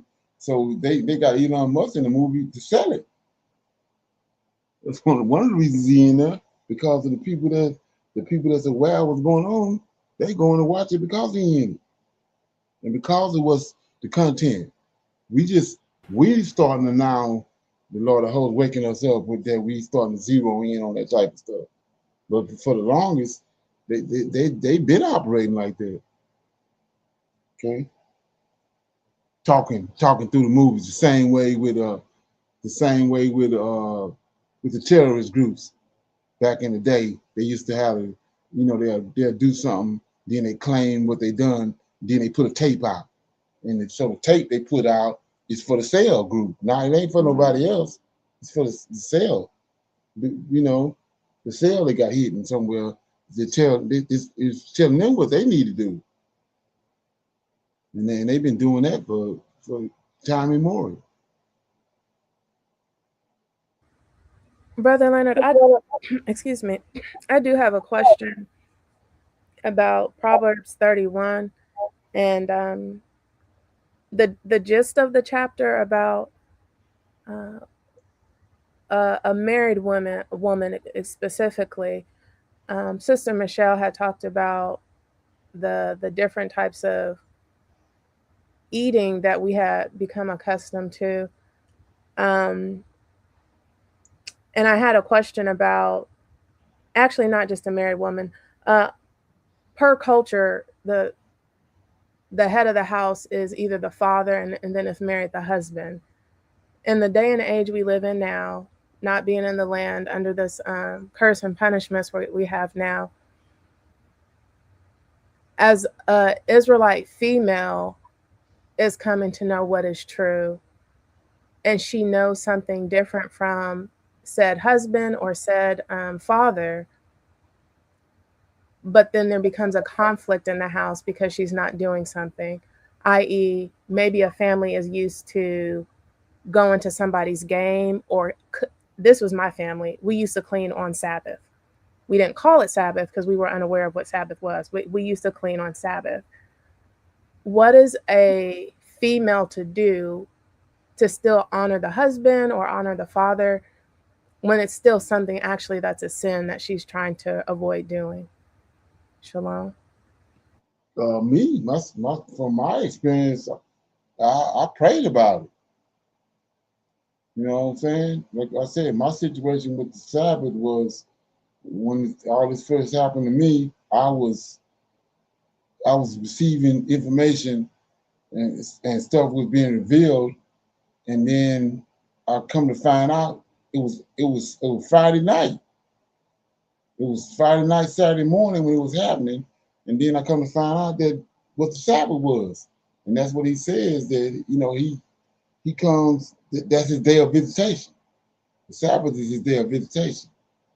So when I started finding all that out, then my job was, I was working on Saturdays. So I prayed about it, and then sit back and watch. And then slowly the environment, he manipulated the environment to the point where I looked up, I didn't have to work on the Sabbath. Like I said, I was on the road working, and then they sent us to New Orleans, and they had this big. I'm an auto detailer, and they had the hurricane that messed all the auto zones up all over that area, and so our employer told us whatever we can get, because we throwing it. They had dumpsters outside the stores, outside all the AutoZone stores, just throw all the stuff in there. But he said if you had a way, because like me, I was from this area. We had a lot of people that was from upstate that was working. But he said if you had ways to get it to where you can get to your house or whatever, you can get it. So I just got storage. I just got some storages. And I put all the auto detailing stuff in there, and then I came home, and I ended up opening a detail shop. But I had all this equipment, and then from there, I was my own boss, and I hadn't had to work. I didn't have to worry about continuing with somebody about the Shabbat. That's how he worked it out. So it's about understanding who he is and waiting on him. Tarrying, wait, pray. You pray about it, then you wait on it. Then you watch him. Watch him manipulate the scene. That's how he works. You're It's right. like, Yeah. Thank you. one of the things I was back in the day. I thought about it and thought about it. There's no excuse, but when you understand who we are, when you really find out who we are, and how the Most High deal with sin and all that, it's things you can't deal with. You do best as far as you can what you know you can do, and what you know at that time. The more you get, the more information, the more you make the adjustments. But the Lord of Hosts is overseeing. He's gonna eventually. That's where he has to come and get us and bring us back, and then he's gonna set that back up. But there's a lot of things, a lot of situations. That's the reason we're in captivity. He said that you wanted to follow after Gentile, you wanted to pick up their ways, then I'm gonna cast you out. Like he says, for 2 days. And I'll revisit you in the third day. So that's above our pay grade. When the things you know that's seeing, you deal with them, but other stuff that is above your pay grade, you have to continue to move forward to the best of your ability. Shalom, Brother Leonard. If I may, sir, speak a little bit on that. Like I said earlier, and you just even said that again, we're in captivity. So it's a lot of things that we may want to do that we Right. are unable to do. But Exactly. the Lord of hosts knows our hearts, and he Exactly. will take care of us. He will, like you said, have it where you're not working on the Shabbat, Right. right? So now, with being in captivity, and we know there's a remnant, right? Right. A lot of times we, I want to say this right, we don't want to listen to other people that has been in this truth longer. So Right. Brittany had mentioned not just a married woman, but a single woman too. So if the Right. Lord of hosts blesses you with a married woman that is with a prophet that has a Lord and she's a helpmeet, that's who you should be learning from as a Exactly. woman. That's who you should be listening to, because she's getting her knowledge from her Lord. So sometimes, we don't really realize what we have truly been blessed with, the people paths that we cross. And I'm thinking by now, if we, is in this class every day, we know how to take the meat and throw away the bone. Nobody's perfect. I think we can learn from each other. Everybody, the men Right. and women, can learn from each other, whether you're single or you are married. So a little bit of back history: when I came into this truth 8 years ago, I didn't know anything. And to be honestly, I had never heard of Hebrew Israelites. Like, I knew nothing, but I knew I had to do my research. And I wanted to learn more about a Hebrew Israelite woman. But then having to understand that we were in captivity, all those things. And all of that teaching came from Brother Leonard, my Lord. But I had to do my own research on what it is to be a Hebrew Israelite woman, and my purpose, and staying in my lane, those type of things, because the men is going to take care of everything else. We're their helpmeets. We're blessed to have Brother AJ and Brother Leonard to break down scriptures, connect those dots. But if you don't know your role as a Hebrew Israelite woman, it's going to be a lot missing, and I'm thankful for that. I'm always reading, I'm always researching, I'm always on other channels listening to other women, and if I got questions, I ask. If it don't sound right, I ask. But the Lord of hosts is truly blessing us to be able to receive all of this information that we are receiving, because there are so many people that is in the Tanak that still does not see the Lord of hosts as our Redeemer. It's Yah only. So I'm very thankful for him, you know, um, giving me this information and placing someone in my life that I can um, go to and align me in the right direction. So I'm very appreciative of that, and I just wanted to say a little bit on that. And to the women on here, if you got any questions, you reading something, you're not sure, whatever, you guys have my number. If I don't know, I'm gonna ask Brother Leonard, and he'll have a class with us. But we as Hebrew Israelite women, we got to learn our role and become stronger in it. So I'm a yield there, sir. Shalom. Right. And another thing about it, you can't say how you know you're in good ground is you steady, like you say, a year ago you was in one place and you look back, you reflect back, and you see how far you progress. You're not progressing. First thing it tells you you're not in no hollow ground. You got to be in good soil if you progress. And then another thing is, you have to be real careful, because of like in that your situation, you were saying that you wanted to female, you wanted to communicate more with females.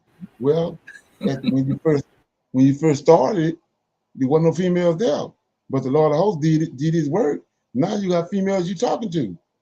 Like I said, when I first started, I was on the road going from one motel to motel, and it was nobody to talk to, because what he was showing me, nobody wasn't there. And so I eventually got on the line. He worked it out, and I was on the line, and I started interacting with people. But we so quick to, because it happened so fast, we so quick to forget where we was at. You know what I'm saying? Yes, sir. You gotta always remember you gotta always look back and say, and look how far you came, where you came from. How far you came. Because he's not gonna leave you in the dark. Yes, sir. So true. And he ain't gonna skip nothing. Right. And he's not gonna skip anything. Like I said, you're gonna it's a process, and he's gonna lead you right along.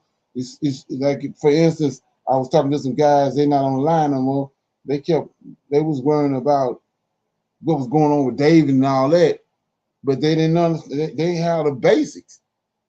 The Most High is gonna bring you through the basics, and then all of a sudden, then he'll start bringing stuff to you. It may be in the middle of the night, you be asleep. You get up and go and come in, and start reading your Bible, and he started feeling stuff to you. That's how it works. And after so long, it's him. So true, Brother Leonard. You know that. So true. In the beginning, I didn't have anyone to talk to but you. And I just felt like something was missing. Something was missing. And I kept saying that. And you said, you got to be patient. It's his timing. And that's exactly what happened. I was patient. He had something for me to do, was to learn a little bit more, because I didn't know anything. And I learned from other Hebrew Israelite women just by listening to their channel. A lot of them are Hebrew Christians. That's why I say there's no such thing. But I was taught how to, take the meat and leave the bones. Right. And once I learned how to do that, it was over. It was a wrap. Right. So yes, sir, it's a journey, but it's his timing, and he knows our heart. I mean, we can do anything, but he knows our heart. And when he knows our heart, he's gonna lead you right. He's gonna guide you right. You ain't gonna miss a beat. Yeah. Yeah, like I said, you can be in a place, where, like I said, you go into other lines, other channels, and these people, they haven't received the knowledge that you have, and so that don't mean that you have to overpower them. You still can, they still have stuff they can give you, but you get it and receive it in an humble way. Yes, sir. Yes, You, sir. you can see that they limited on the knowledge because of where you was at and where they at. You were, you know what I'm saying? But that shouldn't be no factor. You learn how to manipulate it, or how to work your way around there and keep peace.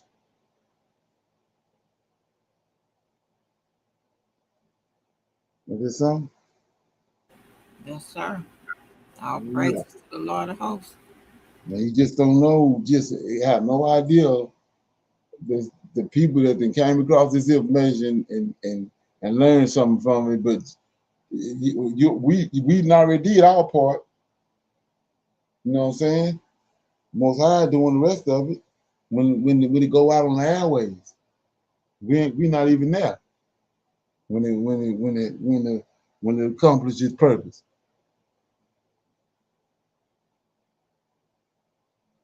Is there something? Yes, sir. Right. I So that's sorry. In regards to keeping the meat and throwing away the bones, that I would say when I first joined the channel, that was very hard for me, very hard. I know last week, sometime a couple of classes back, I had talked about a brother I ran into at the library while I'm just trying to get there and send an email and get back in my car. And Brother Leonard, you speaking about look where we were. I literally was almost clenching my jaw so hard together. If my tongue was in the way, I would have been biting my tongue and making it bleed. It was very difficult for me to stand, sit, whatever, and listen to someone talk about anything about Jesus, even if there was some type of truth mixed in. I couldn't do it. I couldn't bear it. It was almost like, for lack of better words, having PTSD. When you know that that is a fake character, it was like, I can't hear you now. I can't hear anything you're saying. You could be speaking logical, but I can't because you keep saying this name. And I really don't want to, I don't want to hear it. When you talked about look where you were at, I haven't been with you guys on this channel at all for any amount of multiple years, but to be able and speak to this, and I don't know if I said this or not, to this brother who clearly was a Christian Hebrew. I remember at the end of our conversation, he said something along the lines of, and I had never said anything about what I claimed to be or not be, but he said, you must be Hebrew because you know a lot. And I said, excuse me? And going to what Sister Michelle said, I like to do research in general and make sure I know the facts. And that goes with whatever I do or don't know about the God of Israel. And and I guess that is a Hebrew thing, to study about the Lord and know about the Lord. But he caught me off guard. He said, yeah, you Hebrews. And I said, do you not, now I'm asking him, are you not an Israelite? He said, no, I am. He said, but we just don't believe in the same God. And as calm as I could ever be, I just said, you don't believe in the God of Israel. He said, no. He said, no, I do. I believe in the Trinity too. And I said, well, you're right. We don't believe in the same God. But I don't think I could have ever talk to him for 2 hours, let alone 5 seconds, if I had heard the word Jesus. And this was some months ago. It took everything in me, from my loved ones, my family members. I can visit them and they can talk about Jesus, and I'll start laughing, and I will. It's a normal thing.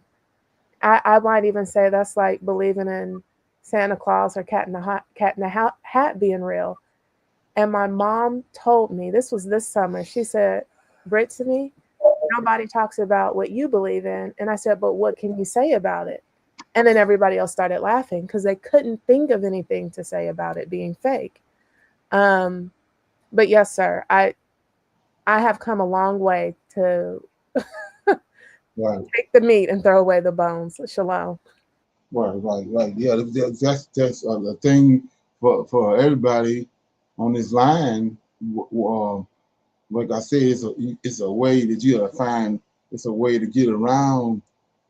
Because it's a way to to get around that tolerance of when you hit JC. And what I did was when I was telling Michelle about it too, was you got these scriptures. You got Exodus 23 and 20. These are, like I call them, golden nuggets. You got Exodus, you got Genesis 18. You give them one of those scriptures. You thinking that just the same way it happened with you is gonna happen with them. You plant a seed. It might not even germinate right then and there, but you gotta plant the seed. So you give them a verse. So who is this in Exodus 23 and 20? Who is that? What is that? Do you understand that? Or Exodus, Isaiah 44 and 6. Me and and his Redeemer, the Lord of hosts. You get those scriptures right there, those solid scriptures that showing who the Lord of hosts is, and give it to him. That's the way to balance it out from being agitated.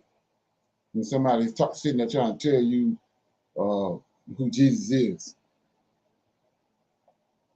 you turn it back on them. Okay. Isaiah 44 and 6 is my favorite when I'm talking to someone and they always say y'all only. Right. I always go there, and then when they say ain't no angel, ain't no angel, I take them to Exodus. You know what I'm saying? Then I leave it alone because I know I'm not the teacher. I ain't got to tell you nothing. And sometimes when I come on and I ask you questions, it's because I say, I'll let my teacher tell you, because that's what he's supposed to do. I'm not supposed to do that. I'm going to lead you to the scripture. Then after that, you got to read and do your research. But to connect those dots and break it down, I'm going to direct you to the channel and, let my teacher break it down for you, or let you talk to him or whatever, because I'm not here to force, anything on you, just like I'm not going to let you force anything on me. Right. And so that situation, another way to look at that situation, yeah, if it's a woman, you can press forward. You know what I'm saying? Brother Leonard, yes, so sir.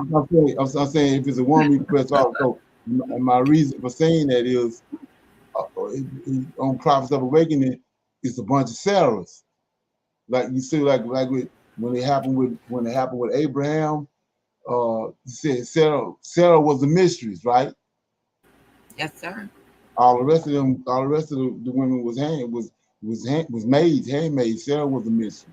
So, but because of where the Most High the place you at, the information you got, if you're in conversation, you the mistress. So you can press the forward. But if it's a man, yeah, you shoot him off to your teacher. But if it's a woman, you can press. That's your job. You told me that so many times, but sometimes I have to cut it off. Yeah, you could tell when it cut it off, but yes, like I said, you really because of what happened with you, it was things that was being said that you ain't understand, but they fermented later on. They were seeds.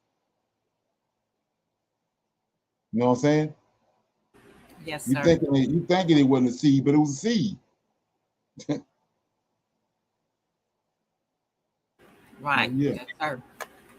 Right. So everybody good? Yes, sir. Okay. So yeah, and then try to get some recruits in here. Okay. So with that being said, let's say shalom, shalom, and another shalom. I'll see everybody tomorrow for our men's advanced Bible study. You can listen in on YouTube. Shalom. Shalom, everyone. Great class. Okay. I highly recommend that you get this book and you read it because it's a must that you understand who God head is in the order that's in the Old Testament in Tanak, because it's not the same as in the New Testament. And when you read this and you get an understanding, then the scriptures open up and then you begin to understand.